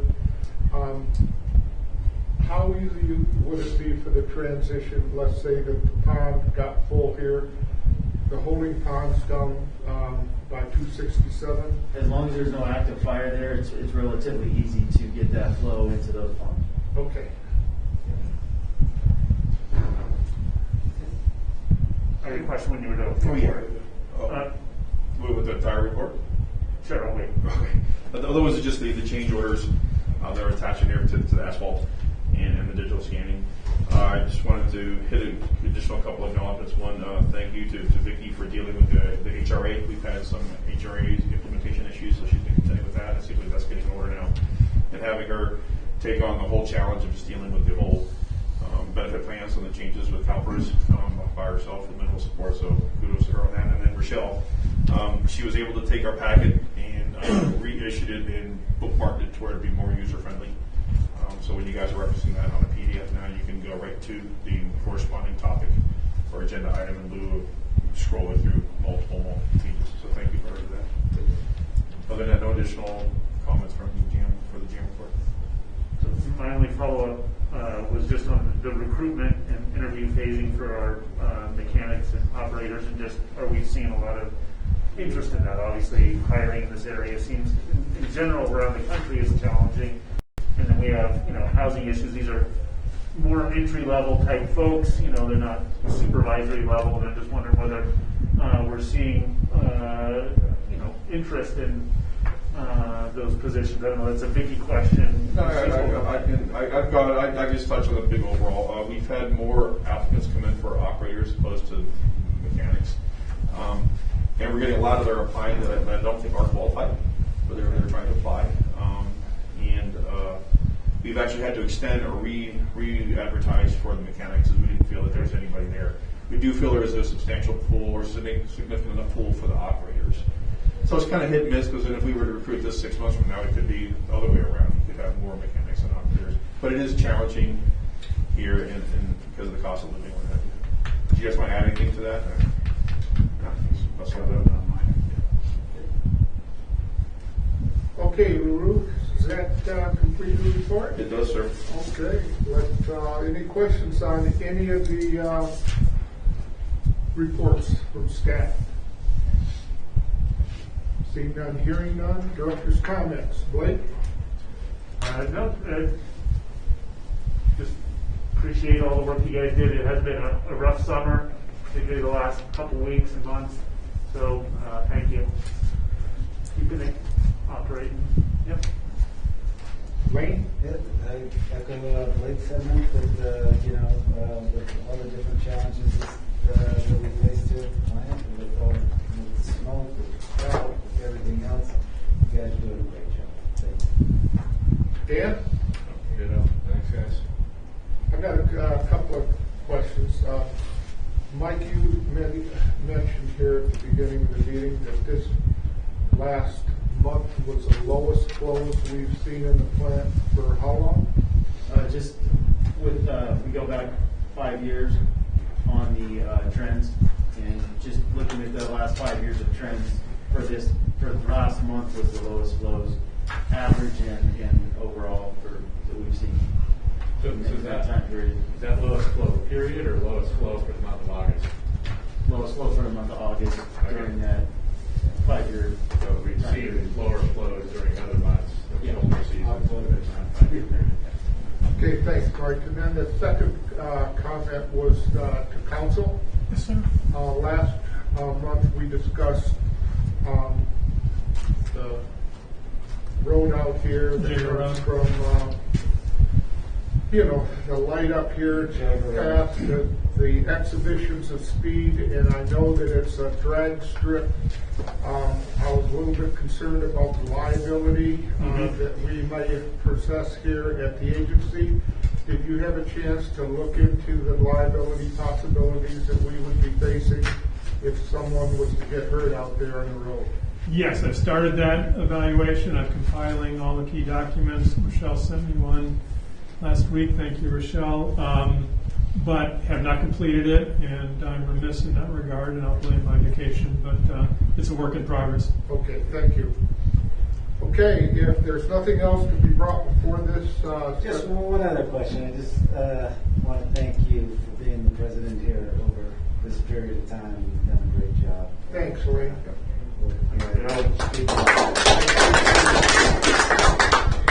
It hasn't been easy. It never is. It never is. I had to, when the board bestowed this honor to me, I walked in from a doctor's appointment about 5 minutes late and found out that I was going to be the board president. And I've enjoyed it. It has been a little bit stressful at times with what's been going on here at the agency, but I think we've rounded the corner here, and I think that we've got a clear road ahead for Director Wilkins to take the chair, and I'm happy to have done my part here at the agency. So if there's nothing else before this board meeting of September the 15th, the year 2021, I'll ask for a motion to move to closed session, please. I shall make that motion. Move to closed It's session. been moved by Director Lewis, Second. seconded by Director Wilkins. All in favor? Aye. Aye. The regular meeting is adjourned.